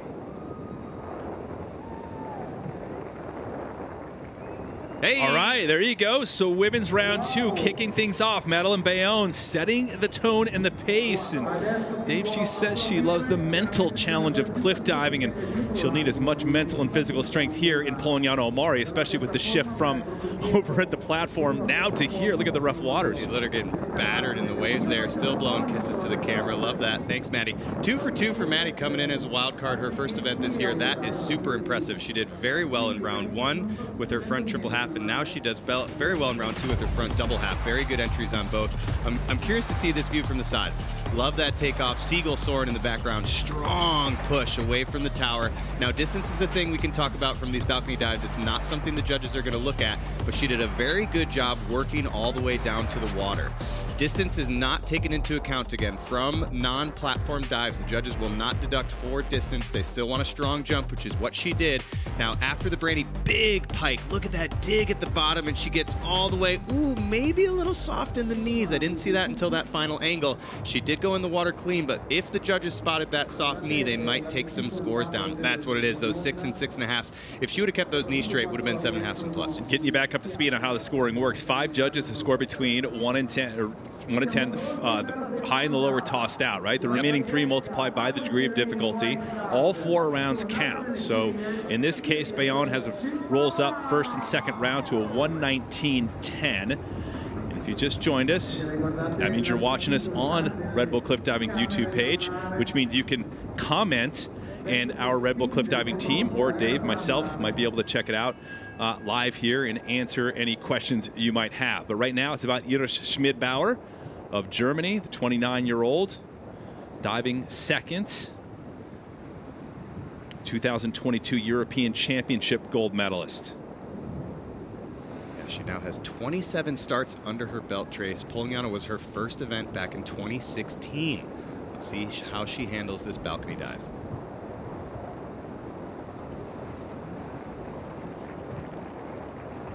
Woo! Well, handles it pretty nicely, Dave. And I mean, talk about what it's like diving into the big, huge swells and the waves. I mean, it changes like that. The depth can change by, look at this, I mean, by 5, 6 feet, 3, 4 meters. Look at him just getting tossed around. You saw that shot of Madame Bayonne in the boat. She was just grabbing her chest like, whew, big relief once you get back in the boat. This is nerve-wracking. This is a very challenging spot. The wind is ripping. The waves are going. I like Iris's takeoff here. She actually had a very strong dive going. She just puts her feet underneath her a little bit. Molly was talking about that back in round 1. And so the feet coming underneath you is going to action-reaction push your hips out behind you. And that's what's going to cause this big splash at the end of Schmidbauer's dive. Very nice Brandy, super long, lean lines, but right here, feet come underneath and the hips go out behind. A little bit too much splash for the judges. They're definitely going to deduct from that. Here we're seeing 6s, 6.5s, 5.5 from head judge Antonio. That's what we're looking at. Judges locked in right there in harnesses alongside the wall for good reason. Tight quarters for the judges. See them down below on the right-hand side, bottom of your screen. Got the rope going all the way up to the roof above. That's pretty cool. So right around that corner, right, you see the judges, just left is where the platforms are. Yeah, and look at that cameraman perched on the edge. Yeah, our cameraman. I think that's by my man Rudy, who was in Saudi Arabia with Kat and I. There you go. They're all pretty good. Bold job. All right, so 6s is what she'll keep across the board. She'll drop a 5.5 and a 6.5. So with that 46.80 added together with the 52, Schmidbauer 99.50. So sitting in second, 11 women in this competition, usually 12. Molly Carlson out of the mix because of an injury from training yesterday. So Rhiannon Iflin, the greatest of all time, female cliff divers, now the 8-time Red Bull Cliff Diving World Series champion. Yeah, this is a great dive. Round 2, Rhea told me yesterday she's going back to her original high dive. She hasn't competed this one in a while.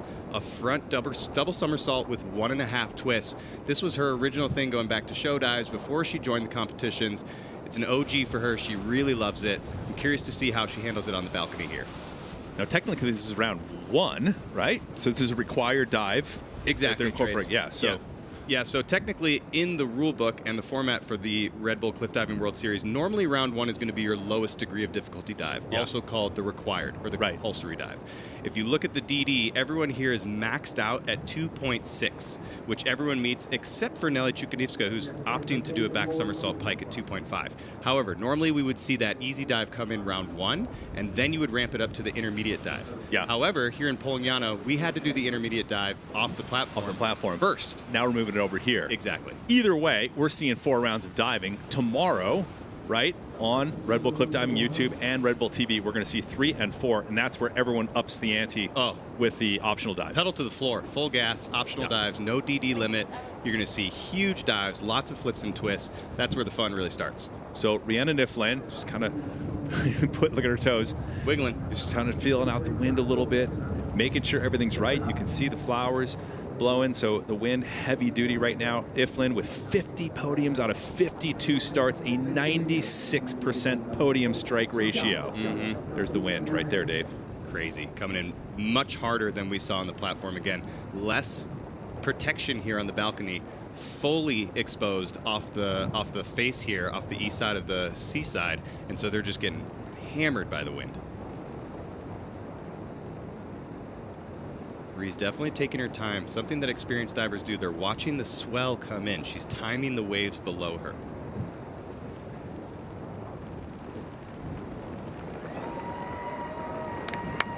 Oh, Iflin, so beautiful in the air. I don't know if we're going to see too many ripped entries with all of the waves and the swells going on. Dave, she took about close to 3 minutes up there before she dove. That's uncharacteristic of Absolutely. Ree. Yes, but again, I think it's showing her experience. When you have big waves like this, you can see the waves coming in sets. It's basically what surfers do when they wait for their turn. She took her time waiting for the right time to go. Now, a beautiful front double with 1.5 twists, her original dive. That is not her best rip entry, but considering the conditions, that might be the best scores you're going to see all around. Curious to see how the other girls handle it. I love this takeoff. Super stylish, wrapping into that full twist. Here's her trampoline style granny, what she's so good at.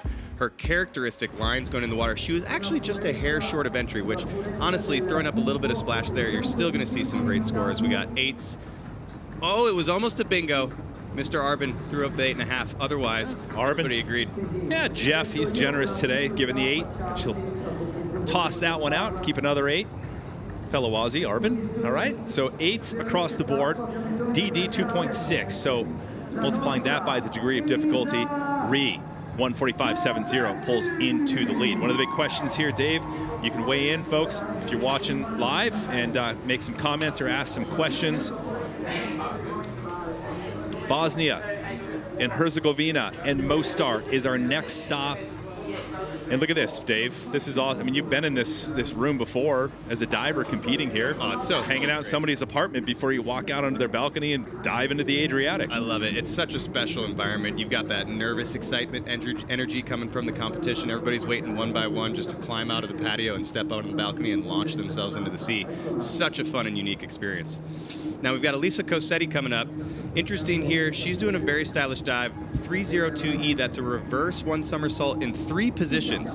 Her and Maylee Carpenter are the only 2 divers doing it this round, and it's one of my favorites because you get to see, again, those 3 positions. She's going to jump off away from the balcony, go into a pike, touch her toes, then she's going to hit the fly position straight, and then she's going to tuck down for that 3rd position. Watch this. Woo! Cool, very nice.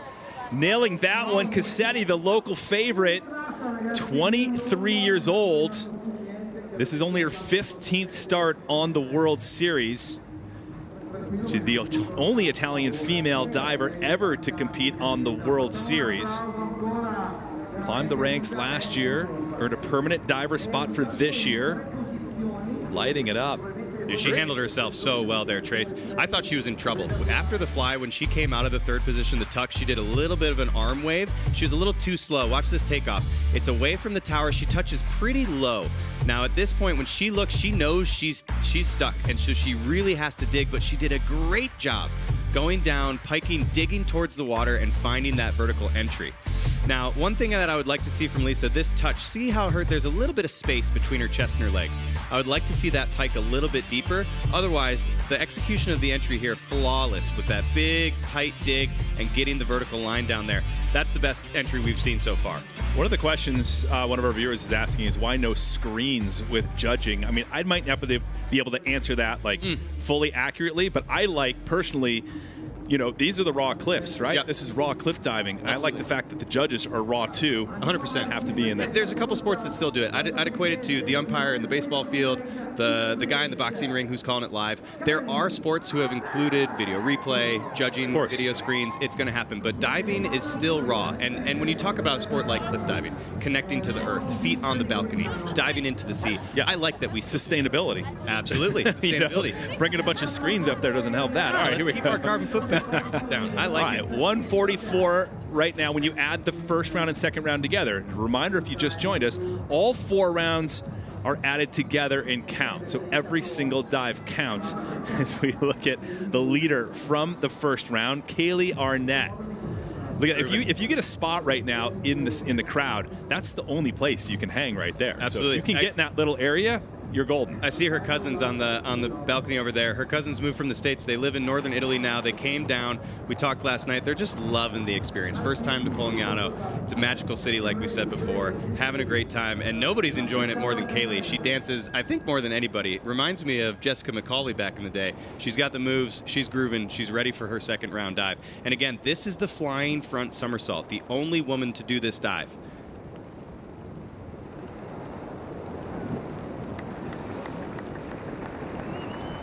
Oh, it's beautiful looking there. That's got to be risky, Dave, because it's so blind, like coming over frontwards, and then all of a sudden you look down and the water hits you pretty quickly. You said it, blind. It's a blind entry because you lose sight of the water after you pike over. You're going to see it in the dive. I thought she was a little too fast coming off. You're going to see her really stretch out and try to put the air brakes on. She did a pretty good job, but just missed the entry a little bit. I was just talking to her yesterday about like her month off. She took off after the Philippines, went to Japan to continue her education in being a sake sommelier. Such a cool. She said she loves it. Yeah, and I would agree with her. Japan's one of my favorite cultures out there. Now you see her throwing a little bit of splash up here on the entry of the dive. When she takes off, she kicks her heels up behind her. Now she's too quick into the rotation considering how high above she is the water. She's stretching, piking over very late, and that's why she didn't actually quite get to the vertical entry. She's just a little bit short there. Normally, she would slow the first part of the dive down and then have more control coming into the entry to find the vertical line. Kaylee Arnett, she'll keep 2 5.5s and a 5, and the ones in lighter color she'll drop. So now 126.60. So that analysis that you gave, Dave, was spot on, puts her into third place right now. Iflin leading with 145.70. So it changes the leaderboard just like that. Pretty dramatically. Leading now to third with many women yet to drop in. Simone Leadhead you have coming up shortly with Melee Carpenter. Melee Carpenter of the United States. So right now it's about Gina Van Katvik. Getting ready for a second round dive. Now, I love Ginny's mantra that she's developed with Coach Stephen LeBeau, stick to the plan. I'm sure she's given a thumbs up to the judges, also to her husband, Matt Cooper, one of the power couples in cliff diving. Matt and I go way back. We dove together in our junior years, all the way through university and now into high diving together. Ginny's feeling the nerves. You can see it. Deep breaths. She's trying to stay in control. But again, stick to the plan, Ginny. That's what we want. The bell signifying that the judges are ready. And now is Jeannie Van Katvik ready, her second round dive. Then we'll get into the second round of the men.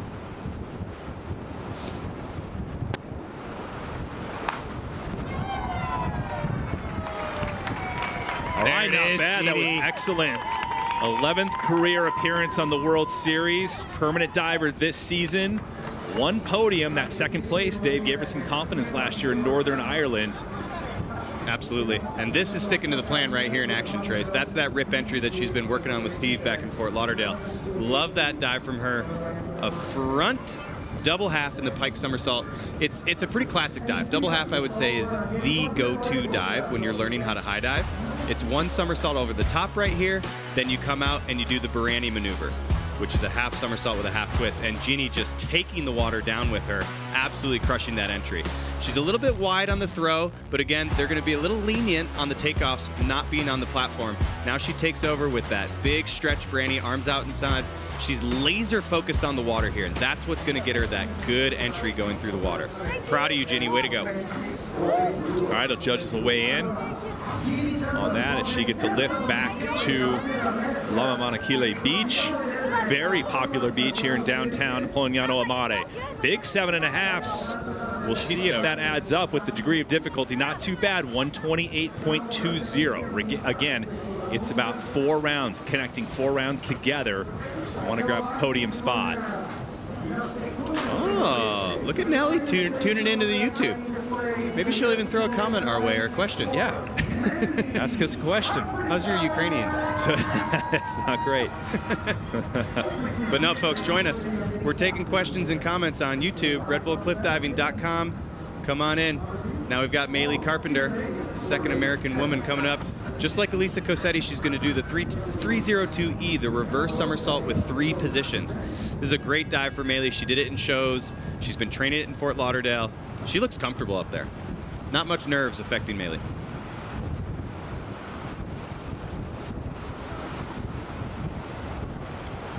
Just hear the waves smashing on the rocks.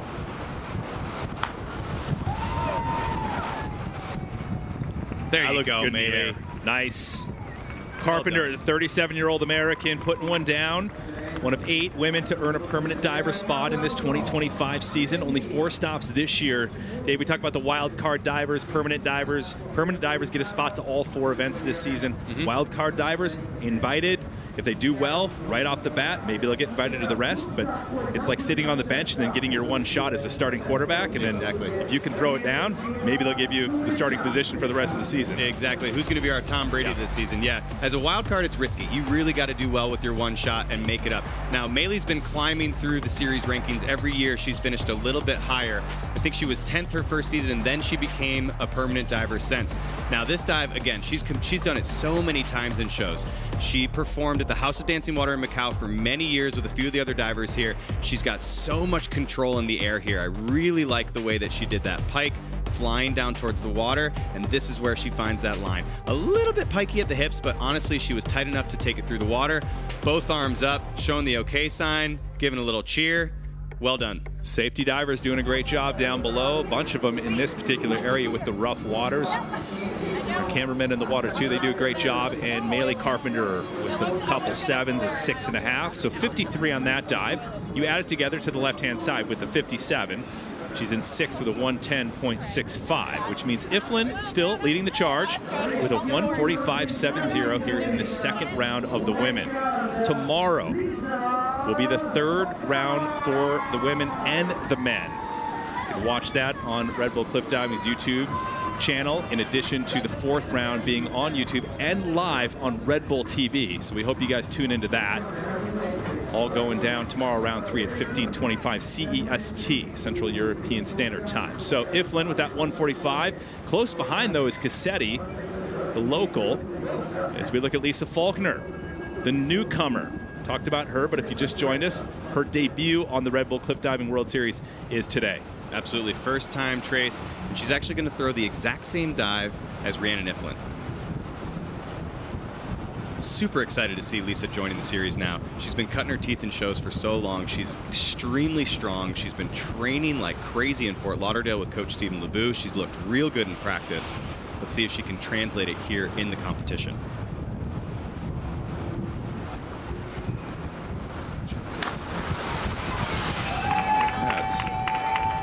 All right, so just getting some experience. And today we talk about a lot of the divers coming from the show background, exhibition background, right? A little bit different elements here, right? Yeah, much different environment. They're not going off the cruise ship into these types of waters. Absolutely, yeah. You're not in the theater, you're not in the pool, it's not flat water. Yeah. This is real challenging environmental stuff. Jumping off the balcony here, the height is the same, it's at 20 meters, but the waves are moving so much. The swells coming in are probably at least 1 to 2 meters high, so you're changing the height of the dive, and the entry is constantly moving underneath you. It's really hard to find. Now, Lisa looks as good as anybody in the air. Strong takeoff, great full twist, but here at the bottom, she just lines up a little bit too early, and she sails past that entry. So what you're going to see here, after a beautiful takeoff, a really nice twisting position, here she's laser focused on the entry, but you're going to see right here, she's going to put her arms in, and she's too high above the water. The wave maybe fell out beneath her, but her feet go in front, her hips go over. That's where that big splash is. Going to have only mediocre scores from the judges. But hey, hugs from the ladies. Yeah, Lisa, still feeling the energy. 6s, 46.80, gaining some valuable experience in her debut on the World Series. Sitting 6th right now with a 118.20. All 4 rounds are added together, 2 rounds to go. Will take place tomorrow. Following this women's competition, we're actually now 9 in deep of 11 women. So you have lead head, Herculano, Chukanievska still to drop in, Dave, and then all of the men, all 12 men will go. Now Simone coming up. She's going to do a classic front double half tuck. She's got a little bit of experience under her belt now. She's been in the series a couple years. She's done this dive plenty of times back home in the pool. Can she do it here on the balcony into the raging Adriatic below? She looks composed, Trace. Her traditional diving background gives her a bit of an advantage in confidence, but once again, not the calm, still waters that you would see from traditional diving. Exactly. Can she handle the environmental pressure? Let's go, Simone. The women's balcony, 20 meters, 65 feet off the Adriatic. There it is. Not at all. Not a splash of water came up on that one. I don't think I saw anything. That was awesome. Houdini'd it through the water. Simone! Well done, girl. Oh, look at that big smile. All right, well, that ought to help her out in this second round. Again, tomorrow, round 3 and 4. Round 4, the big run, the big show. Crown champions in both the women and the men's side. 1700 CEST. 10 a.m. Woo, look at that. Central time in North America. Bunch of nine, a few nines in there, or just one? 1-9 from our head judge, Antonio. She's going to keep some 8s and 8.5s. All right. I think that might be our best dive from the ladies so far. Such a strong takeoff. Working it down to the bottom and disappearing through the water right there, Trace. Holy smokes. Love this takeoff from Simone. So high in the air. Tight tuck. Solid come out with that open pike. And this is where you got to laser and find the water and stay with it all the way down. She's been working on this hard with her coach, Stefan, in Montreal. She finds the entry and just drills it into the Adriatic. Well done. Well, this really helped her out in terms of where she's placed, because that first dive off the platform, she had a super low score. Exactly. She was at the bottom of the ranks, and now she needed that. Moving right up into the middle of the pack, into third with the 136. That's how you do it. So we call that a leapfrog. Simone Leadhead getting it done. Here we got Nelly Chukanievska with her coach Oleg warming up. That's that stoic face that we always see from Nelly. You would not guess that she's only 18 years old with only a few starts under her belt. She's got 2 podiums within those few starts. She's doing so well. Next up, we got Herculano from Switzerland. Morgan's doing a classic front double half pike. She had a very good first round dive. She's been working super hard, tossing the sandals down below, psyching herself up with a few claps. Thumbs up to the judges. Fourth start on the Redbull Cliff Diving World Series. Only 4. That's it. 2020 Ivy League diving champion. Years at Harvard. So she's given the safety divers the A-OK. Get ready. I'm coming in.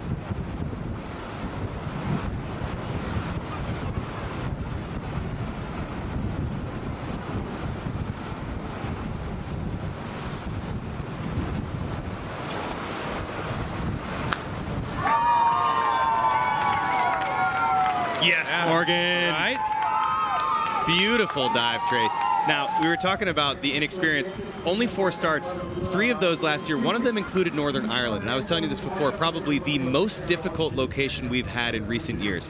And that's showing here. Yeah, the water looks very similar to Northern Ireland. A bit warmer, which I'm sure they're appreciating. Yeah. But the fact that Morgan has that experience that she dove in Northern Ireland, it's translating here on the balcony in Polignano. She has such a strong takeoff, just like Simone right before her. I love the new Branny style that she's been working on with the arms down. She finds that vertical line and just takes it through. Very well done. 2 for 2 from Morgan. She's going to be at the top of the rankings.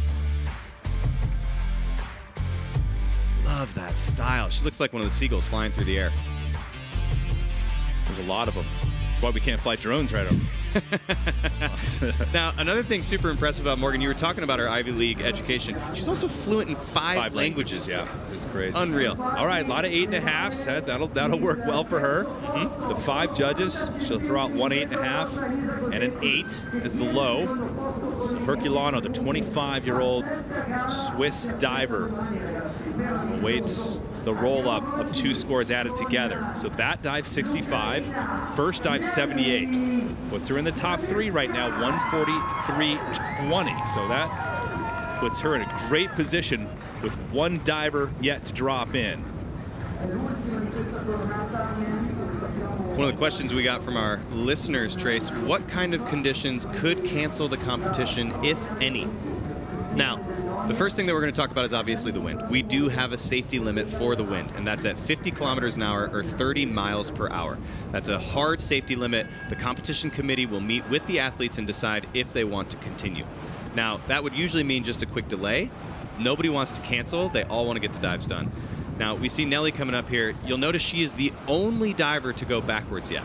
And diving backwards off this balcony is quite tricky. You have a very narrow field of vision in front of you. You're just looking at that small balcony in front of you and the wall in front of your face.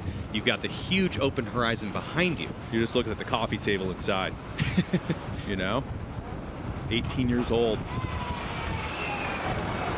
Oh, hanging that thing out to dry. Nelly Chukaniewska, the final diver here in the second round of the women. That wasn't quite the entry that she was looking for. I did love the takeoff. She had a strong back dive pike, beautiful touch, fly. She just misjudged the entry a little bit. And this is a very challenging dive. Again, the only diver to go backwards. Very courageous move here from Nelly. Strong takeoff, jumps up into that pike. I think she might have leaned a little too far away from the tower. This lean, that direction going backwards, is going to carry into the entry right here. When she pikes down, she just doesn't quite find her vertical line, which is going to splash up that water. But 18 years old, so strong and powerful. Love this maneuver. Flying long, you get that classic cliff diving fly position. And right here, she just needs to be a little bit more vertical and find that tight line going to the water. So low scores for Chukaniewska on the second round. Still has 2 more dives. Those will take place tomorrow to make up those points. Anything can happen. You see kind of a little bit of a roller coaster ride. It really depends what the weather's going to be like. Tomorrow, it's supposed to be a lot more calm.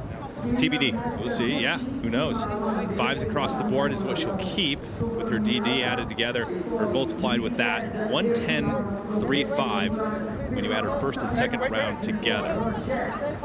Molly Carlson out with foot injury from her slip in training yesterday off the end of the platform. We got a lot of people asking about that online. So you look at a beautiful overhead shot of Polignano, Mare, Italy. Rhiannon Iflin now leads the charge with 145.70. Kaylee Arnett went from first to 6th. So just like that, Dave, you've been in this sport a long time. You know how that can happen pretty easily. Absolutely, yeah. It's very easy to get defeated after a bad dive, but you have to remember anything can happen, Trace.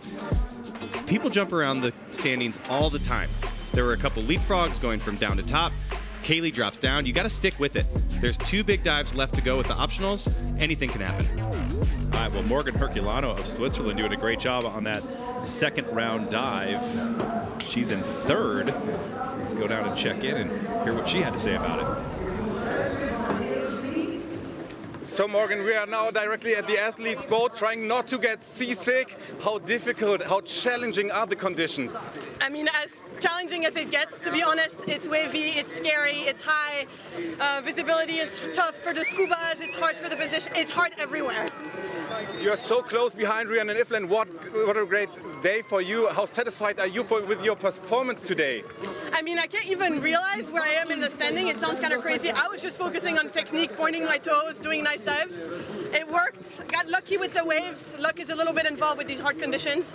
So, how difficult is it to dive here with the waves? Oh, it's horrible. It's a nightmare because you can have 1 more meter, 1 meter less. You never know what can happen, and so you really have to focus on your own technique and try to stay in your zone and enjoy the moment. I mean, what a privilege to be diving here. The last time at the Philippines you did the commentary. What do you prefer, to sit with Dave in the chilled commentary box or to dive from a balcony? I like Dave, but I think I'll choose balcony. Thank you, Morgan. So good, Morgan. So good.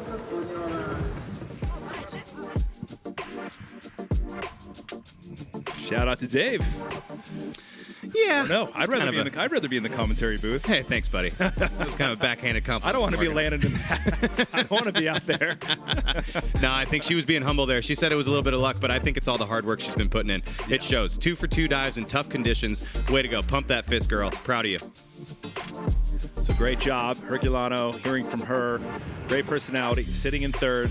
However, Rhiannon Iflin holds the top score heading into the third round for the women, which we'll check out tomorrow. But right now, it's all about the gents. Gary Hunt, the greatest of all time in Red Bull cliff diving. He will go first.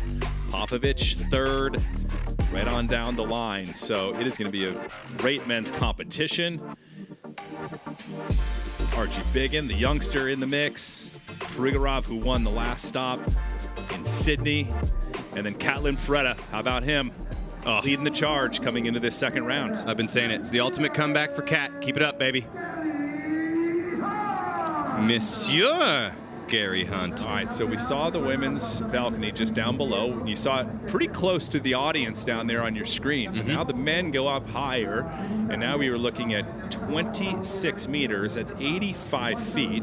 So if you can imagine, several-story building. And I mean, I think that's about how high I'm staying here, looking out my window, and I'm like, there's no way I would dive out this thing, even if it's deep enough, dude. I'm like, no way. Yeah. So that's how scary it is. It's crazy. Yeah. It's nice that they take the railing out for him, you know. And Gary's got a lot of experience. Even though Gary doesn't need the railing taken away. Nah. They're like, oh, there's just the railing there? No big deal. Here we go. First to go in the men's second round.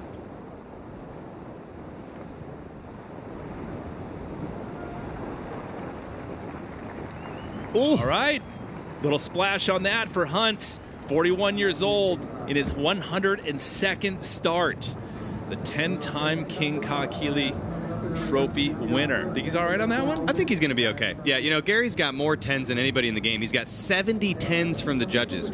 Now, they're harder to come by these days. The judges have actually tightened up the ship a little bit on that. It's a little bit harder than it used to be in the past, but this one's not going to be anywhere close because of that entry. Now, I think he had a really good takeoff. Beautiful pike. He comes down, he laser focus on the water, but what happens on the entry here? Just a little bit short, and you can see the water rising as it's coming up, and that's the tricky thing here, Trace. Now, he's looking down at the water. He's 85 feet above. Yeah. He's dialing into an entry, but he can't tell if the water's going down or going up. So a little bit of unlucky situation here. The water's coming up towards him.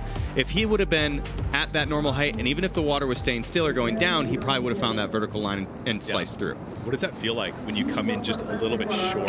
So, you know, we've always talked about creating that manhole, right? That little tunnel with your feet. And if you don't make it through that smooth, right? I mean, you could imagine jumping through a manhole and then clipping your chin. It hurts. On the Absolutely. concrete, Yeah. Instead of making it clean through it. Yeah. Now, thankfully, he was in line with his hips, so he didn't really feel it on his face or his chin. But we call it a chin shot. You can get a concussion. It gets you real sore in the throat. It hurts to eat or drink for a couple days. It's definitely not comfortable. All right, so here is Andrea Barnaba. You can hear the Italian fans going crazy. The 21-year-old Italian. Only been cliff diving for 3 years. He's been diving for a long time. And cliff dive's a whole different story, Dave. When you go from, 3-meter springboard and maybe even 10 meters, but this is 3 times the height of a 10-meter Olympic platform. Absolutely. Yes, and the crazy thing here is that stat that you just gave, he's been diving for 3 years, but he only has 6 starts under his belt. Yeah. Think about that. You've been diving for 3 years, but you've only competed 6 times. It's crazy how little competition experience you actually get in this world. Yeah. Because the competitions are spaced out so much, if you're not a permanent diver, you only get a few appearances as a wild card. It's really hard to get that competition experience. And again, training is training, but you got to put it on in the show. Yeah. With the challenges, with the pressure. I mean, you can be in here talking all day about practice. We talking about practice, Trace? Come on. AI ain't going to be happy with that. We got to do it in the game. Our team at Red Bull's asking for the David Coulthuri commentary ranking from 1 to 10. What do you think? Well, we got to get through the show first. Okay. Then I'll give you your appreciate ranking. that. So far, dude, you're right way up there. Hey, thanks, buddy. Yeah, it's been 9, 10 right now, man. You're killing it. Now, Barnaba's going to do the exact same dive as Cossetti. So the Italians here both choosing to do the reverse flip 3 positions, and I love it. And Andrea's got one of the best in the game. Now, he's going to go off, getting this tight pike shape, fly, and then tuck it down. He crushed it in training yesterday from the platform, but let's see how he does it from the balcony.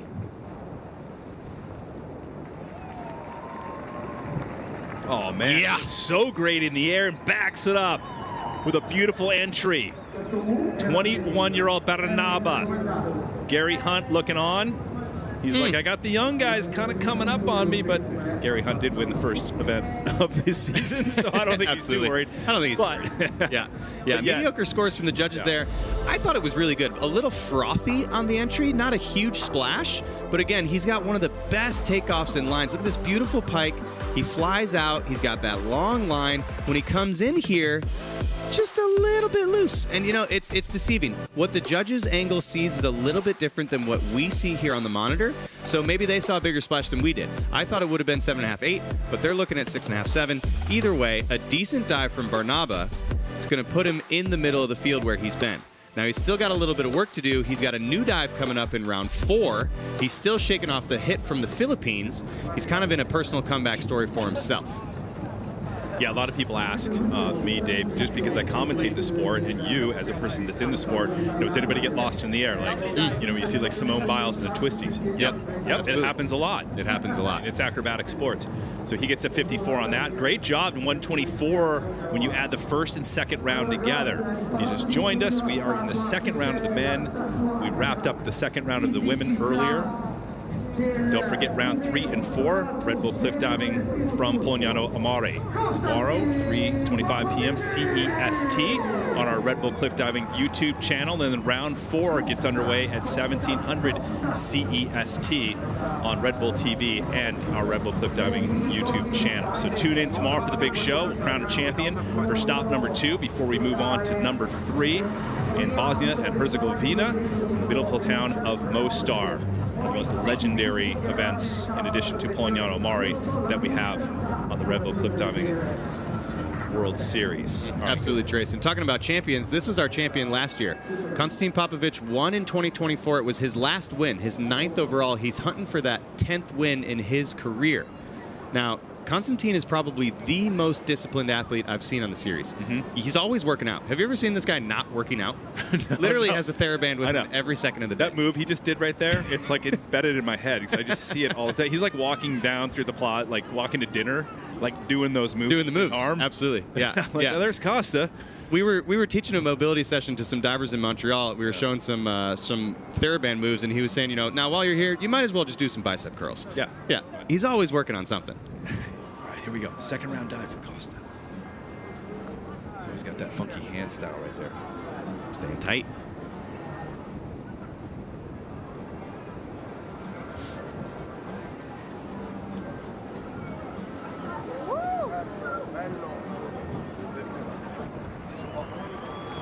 Oh, tight like a pocket knife in the air. Some splash on that. What happened there, Dave? Yeah, again, I think it's the waves, and it's just a little bit tricky trying to find that line. He looked like he was a little bit short, so you saw a little bit of chest splash go back towards the rocks where he was facing.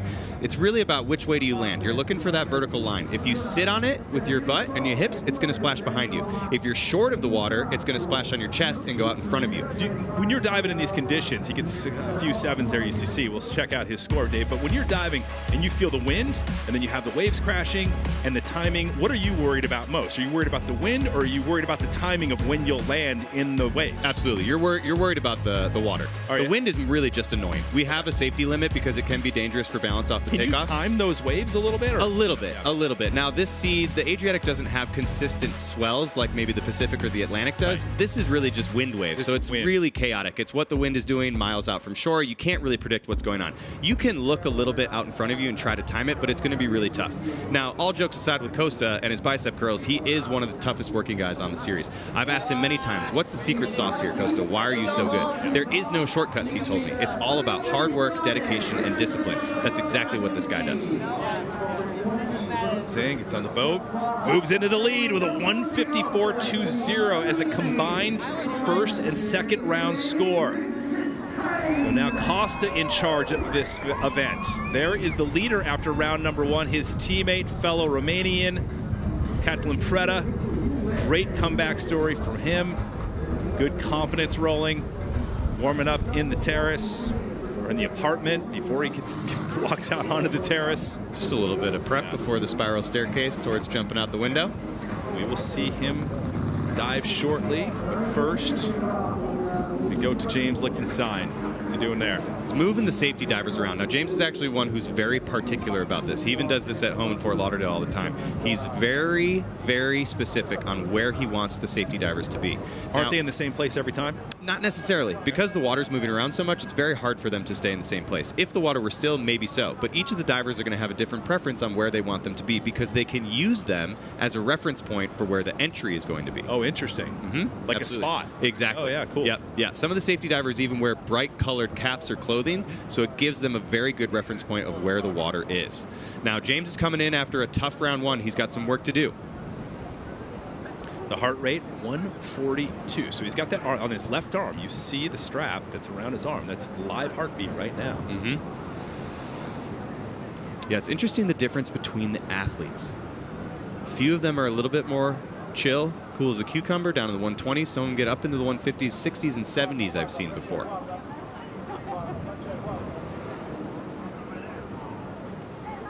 Feeling the nerves, James. You got this, buddy. Heart rate at 158. You see that thing moving. It's alive. Heart rate on him right now, getting up there to 160. It's climbing. Might be like 250 right now. Here we go.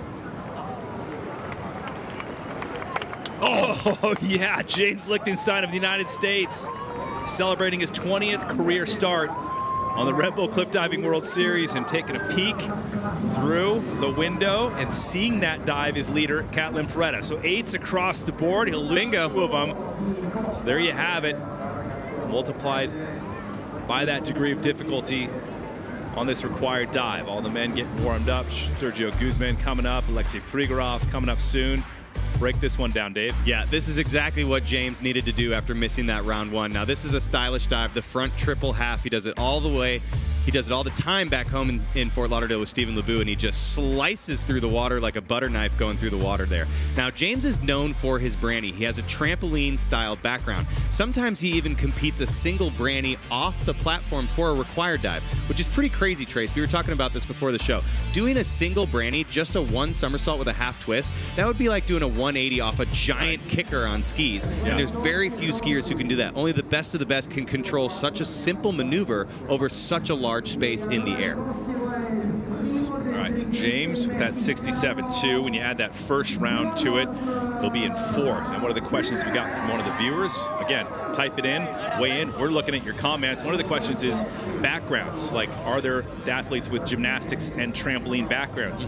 The answer is yes. If you tune in tomorrow, right, we'll be reading through all the divers, and we'll talk about a lot of them who are in gymnastics. Trampoline, James is actually a really good trampolinist. Absolutely. One of the best there is. I mean, I've seen that guy bounce trampoline. Yeah. Crazy. He could be an Olympic trampolinist back in his prime of gymnastics. But Rhiannon Iflin, who's now our 8-time World Series champion, has a trampoline background. It seems to be the money combo, Trace. If you have some trampoline experience with a good traditional background, that's going to be the best thing you can do.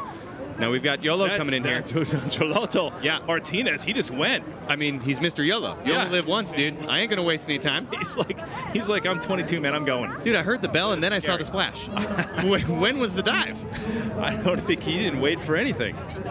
Might have hurt him a little bit. I'm seeing lower scores. There was a big splash. I don't know if he didn't want to wait or if he just felt the rush. His lowest score came from the head judge, Antonio Martinez, fellow Mexican. Yeah, this is a tough one for YOLO. Now, it's interesting. YOLO here doing a front triple half tuck. YOLO's his nickname, by the way. Yes, exactly. The street name that you guys give him. I just want to make sure everybody knows it. Exactly. Joloto is his real name. Oh. Now, it actually was a very stylish dive. He really just missed the bottom a little bit. Now, he has a beautiful takeoff with the full twist into the triple half tuck here. He's laser focused on the entry, but yeah.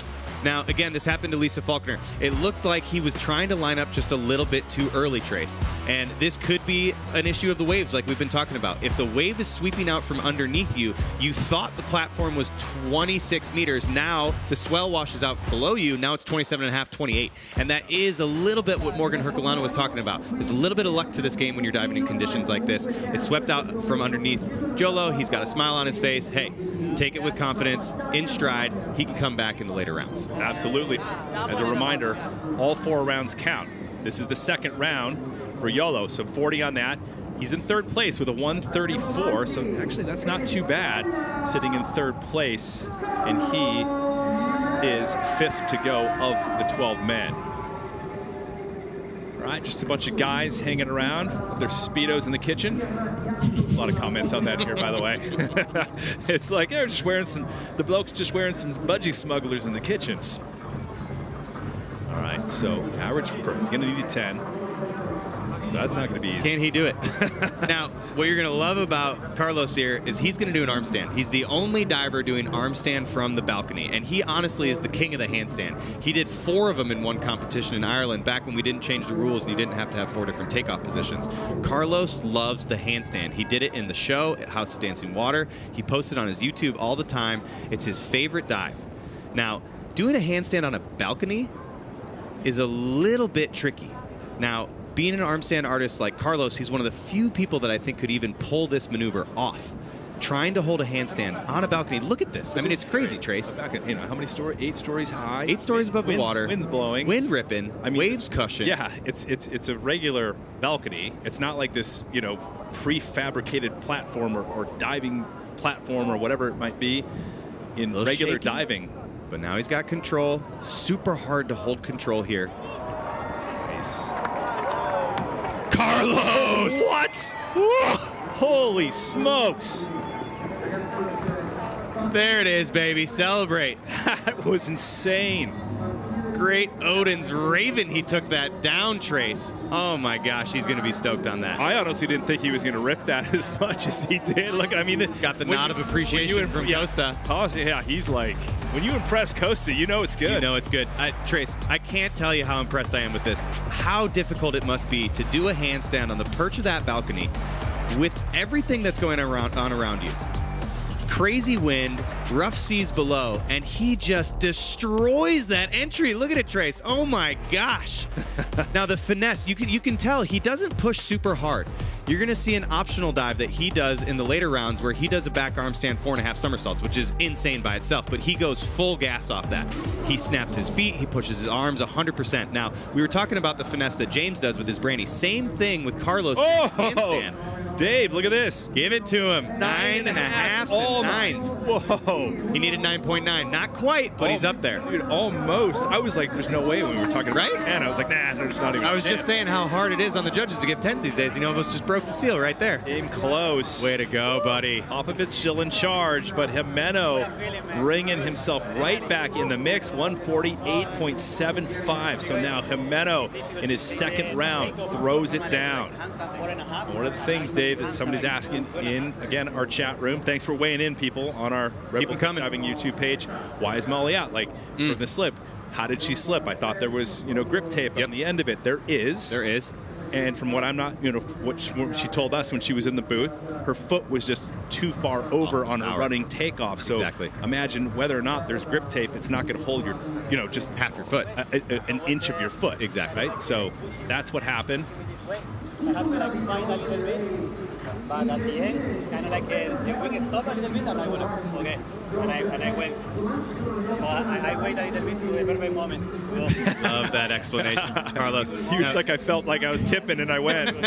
Exactly. He did show just enough control. There is a rule with arm stand takeoffs. You have to get your feet all the way up in the air, hold a vertical line, and show control.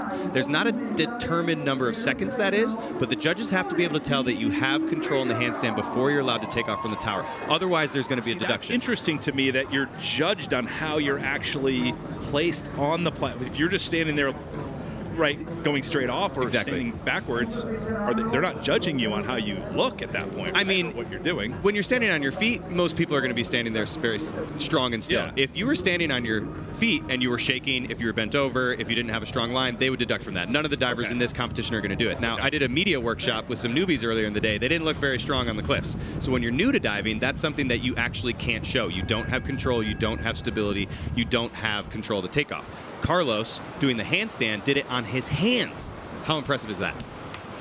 It's beautiful as the sun starts to set here in Polignano, Mare, Italy. Beautiful evening as we enter the 8 o'clock mark and we look at Alexei Prigorov, the 38-year-old. He's earned an Olympic medal, a bronze in Beijing 2008. These are World Cup medals, European Championship medals, and Red Bull cliff diving medals. Very diverse. Take it off. Taking it in with him, baby. You know what I like? You talked about his height, right? Yep. He's taller than the rest of the divers. He's lanky. You were saying that that's actually sometimes a challenge, right? Yep, absolutely. I personally, when he hits his dives, I love his form. It looks even better, right? Even better, yeah. Absolutely. Yeah, now, and interesting here with Alexi, there's a little bit of strategy when you do off the balcony dives. Non-platform dives, you get a little bit of a grace from the rule book. You don't have to show 4 different directions. So if you paid attention in round 1, he did this exact same dive with 1 more somersault. Normally you wouldn't be able to do that in rounds 1 and 2, but because it's off the balcony, you're allowed to do that. So this makes it easier for Alexi. He basically just did 2 of the same dives immediately back to back, one with just 1 less somersault. Strategic by the Ukrainian here and paying off with high scores. Very, very well done, Alexi. Now he does that exact same takeoff. Jumps out with the reverse position, back towards the tower, half twist. He does the somersault, lines it up exactly like he did in round 1. Very, very good diving, good strategy, good play. Well done, Alexi. 5 judges score between 1 and 10. The high and the low toss, remaining 3 multiplied by the degree of difficulty. As a reminder, so the highlighted 8s, I'll keep an 8.5 in there. High degree of difficulty, so 147.80. So Prigorov moving into the top 3. Prigorov midway through the point of the men's competition, 12 men total. Catalin Preda up next. He's the leader. Jonathan Paredes getting all focused for his dive. He will dive after Kat. I love these shots in the boat, Trace. The talk between the divers on the rocky seas, they're all giving a little bit of that strategy talk. What did you feel? What did you think? It was so fun flying through the air. I can't believe we just did that. Let's all commiserate together. Let's pump each other up. It's just that special environment that you don't get in most places. And this is a unique one. Now let's talk about the pressure, Dave. You've been in the position before where you're probably, leading into the second round. 3 more rounds to go. Yeah. Now you're the guy, right? Oh, yeah, but you can't think about that, Trace. Yeah. Absolutely. It's what all of us think about when we're watching. Yeah. You're the leader. You got to hit all 4 dives. How does that play into your mind? But I guarantee you, none of that is going through the ears right here between Catalin Preda. He's just focusing on this dive in front of him. It's 1 at a time. Nothing else matters. And this is a very special dive. He's the only one doing a flying reverse somersault, which means he has to hold a straight position for the first 90 degrees of rotation. It's a very stylish dive.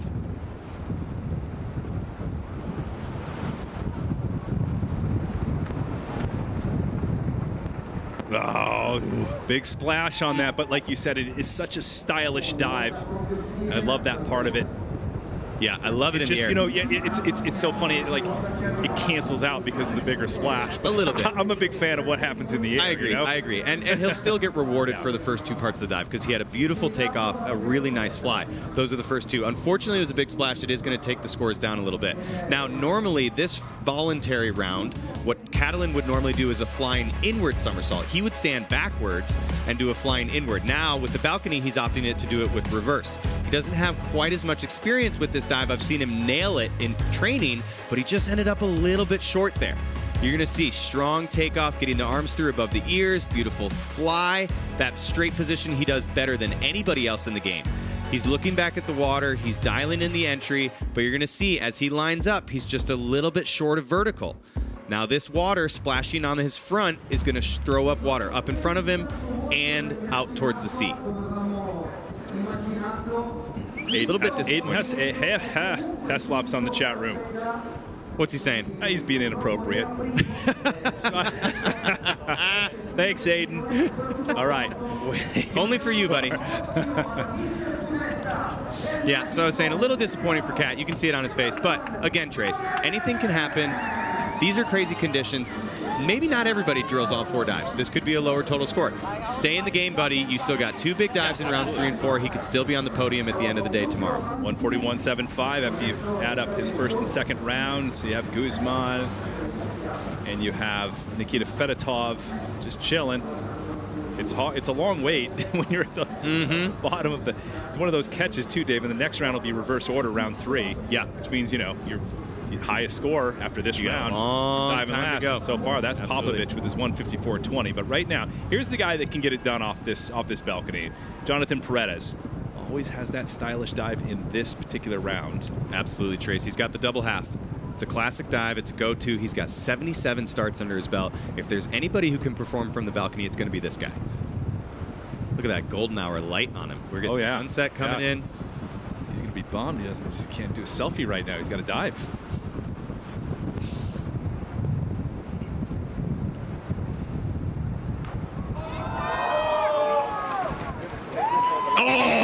The experience plays, baby. A golden dive in golden hour for Jonathan Perez. I knew he could do it. Yeah. I'm telling you, Trace, this is the guy that can do it. Look at the smile. Oh, I love it, Johnny.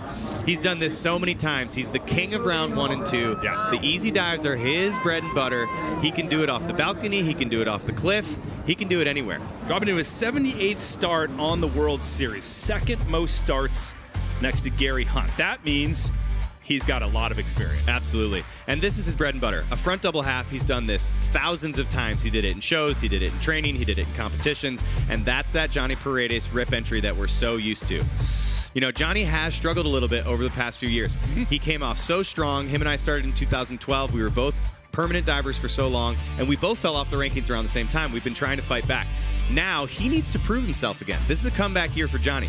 He was on the podium in the Philippines. If he does it again in Polignano, it's looking good for a permanent spot next year. Absolutely. All right, Antonio Martinez, the head judge, throws up a 9. Other judges as well. Sam Dorman throws up an 8.5, the Olympic silver medalist. Great scores for Paredes. We'll see where that puts him. That might put him into the top spot. Johnny's doing well. 9 to go of Wave to the 12. fans, baby.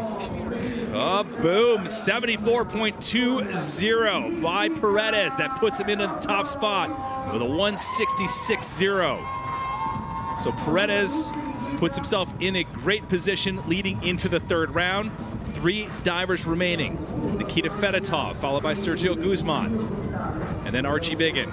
Now, this was a random start order, so this wasn't reversed. So exactly. This was a random start order for the 1st round. They carried that same run order into the 2nd round.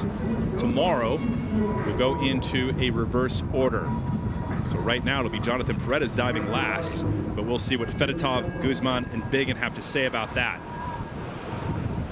This is one of my favorites coming up, Trace. We saw Kaylee do it in the women's round. Nikita's the only male diver to do the flying front somersault, and honestly, he's the king of this dive. His predecessor, Artem Silchenko, was the king of it before him, and he usually takes the best dive of the event with this dive. And that gets you an extra point in the overall series, which can be huge, especially in an only 4 comp series.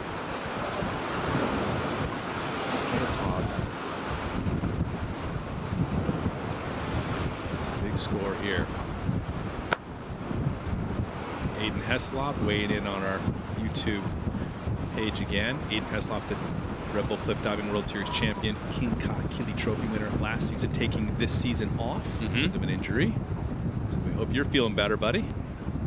Get back for next season.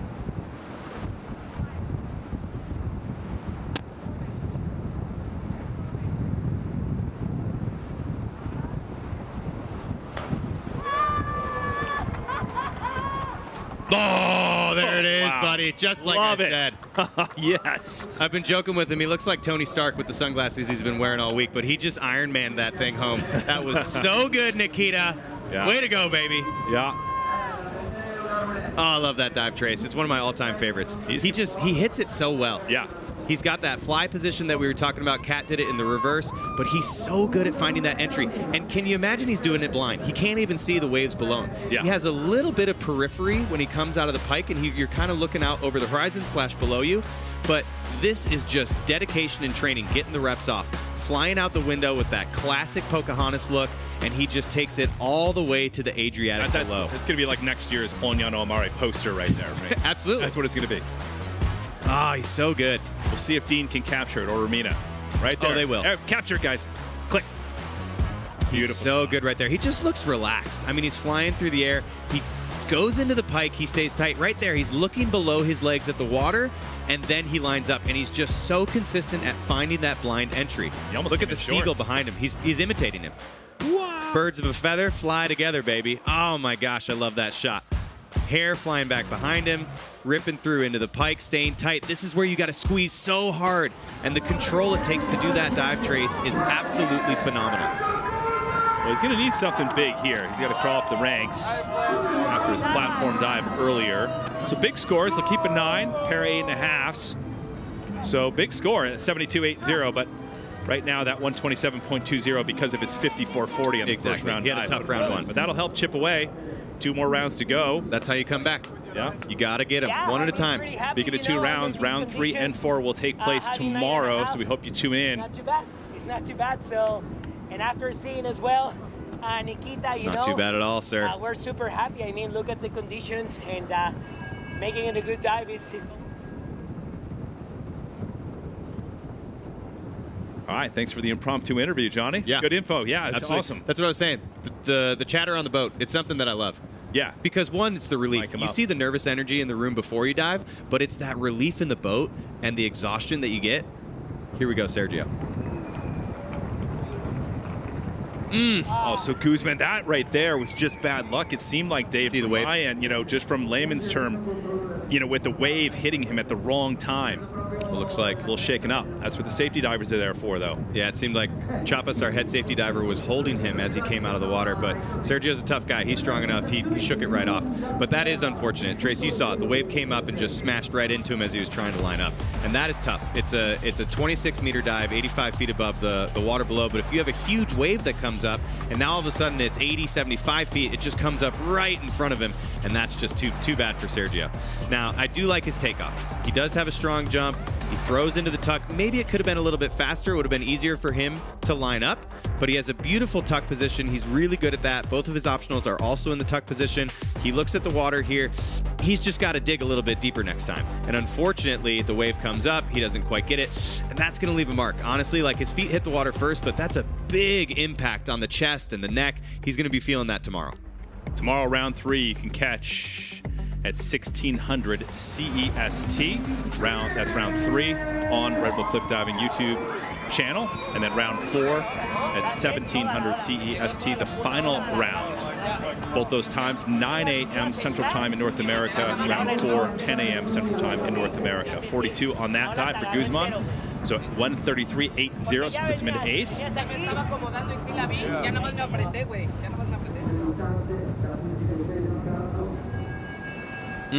Talking about bracing for the impact. Saw the wave coming. All right, final diver on the men's side. Young Archie Biggin, as you look at the leaderboard with Paredes, top seed going into tomorrow, most likely will hold that position. Popovich, Jimeno. And here is your final diver, 17-year-old Archie Biggin. Great Britain.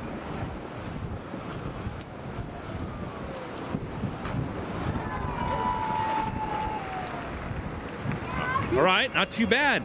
Not too bad again. Yeah, similar to round 1. A solid miss, we would say.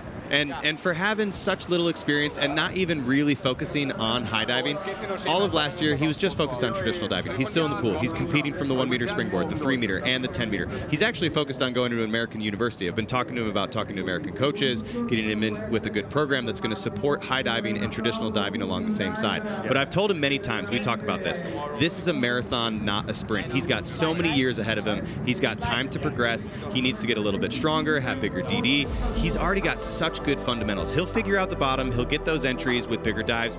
Archie Biggin's going to be a force to reckon with later in the year. Getting the experience just coming to the Red Bull Cliff Diving World Series. It's like, right? It's like you get your shot, playing with the Kansas City Chiefs, right? Mm-hmm. Like all of a sudden you're like, oh, there's Mahomes. I mean, guys like you and Hunt and everything else. I mean, he's 17 years old. He's probably like, this blows me away. He's eating it up, and he's doing such a good job. The thing that impresses me most about Archie is the way he composes himself. He's such a good guy. He's a very talented young man.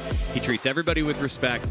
He's got a good head on his shoulders. Just a little bit over on the entry there. He put the feet underneath and the hips got behind him. That's why he got that big splash. But there's big things in store for Archie in the future. Trust me, he's going to be one to watch for the years to come. Owen Weymouth, former diver on the series, saying big up Biggin.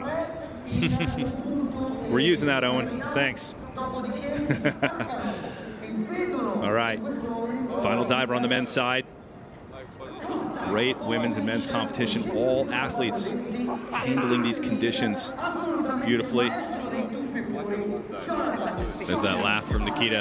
That time in the boat. I'm telling you, Trace, it's like nothing else. Once the dives are done, you feel so good. So there you have it as the sun goes down here in Polignano, Mare. Paredes, top seed. Look at that. He will dive last tomorrow in the third round. Catlin Preda went from first to sixth. No big deal. We'll see if he can come back. You have a great mix, and who knows what's going to happen. You have Yolo and Sergio, 7th and 8th. What about this? Yeah, you know, the guys are still fighting. There's a couple towards the top, but there's not that much for the guys from 6 to jump up into the podium. All right, well, Jonathan Paredes leading the way. He's used to this position. Let's hear from him as he leads into tomorrow. Yeah, Johnny, leader after 2 rounds in Polignano. How does this sound? Man, it sounds pretty great. Everybody does great, you know. We have these conditions. We've seen the last couple of dives. We've seen Sergio, for example, hitting the wave. I think it's just a matter of lucky, you know. Or you got the wave or you don't have it. But happy for my result today. Let's hope for better conditions tomorrow for everyone. And yeah, very excited and happy for that. How challenging was this day for you? It is challenging, you know, because you're upstairs and then you can't see how the water is moving. You only see flat water, and then when you're in the air, you don't know what's going to happen, and it's tough for everyone, not just for me, it's for everyone. Johnny, great competition at the Philippines, and now the leader after 2 rounds. What's possible here in Polignano for you? Well, I don't want to talk too much, you know, still 2 dives to go. We've seen a lot of things at the Philippines. Let's see how it goes. I still have to do my back twist. I'm a bit scared about doing that, but let's see tomorrow. And you love the city, you love Polignano. This is your place, right? Yeah, man, Polignano is amazing. I went back in the podium last year after 5 years, and hopefully it's going to be the place again. Thank you, Johnny. Thank you. Thanks for watching. Let's go. Beep, beep. All right, well, one of our viewers, Dave, said Paredes isn't even human at this point. It's like a toothpick going into the water. Such a beautiful entry. Absolutely true. Pretty accurate. I mean, he said it. This was his podium that got him back on his streak last year, and this is true classic Jonathan Paredes form. Taking down the dive of the day here with his 2nd round dive, leading him up to the top of the rankings. So proud of this guy, coming back strong. Watch 3 and 4 rounds tomorrow on Red Bull Cliff Diving YouTube channel, 3:25 p.m. CEST. So tune in. We'll also be on Red Bull TV for the 4th and final round. For David Kulturi, I'm Trace Worthington. Thanks a lot for hanging with us, everybody. Enjoy some highlights from today. We will see you tomorrow for round 3 and 4. So long.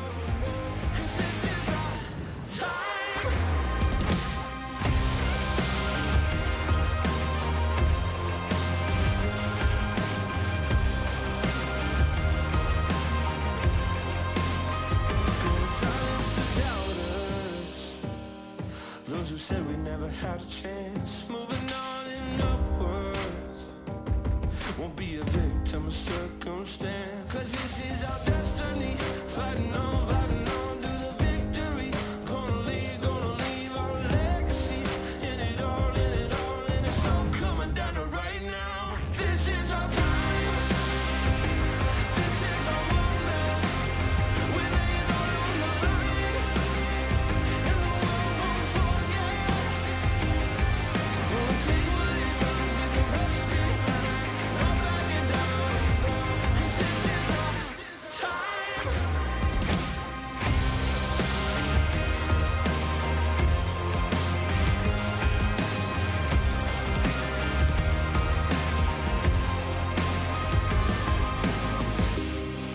And it's all coming down to right now.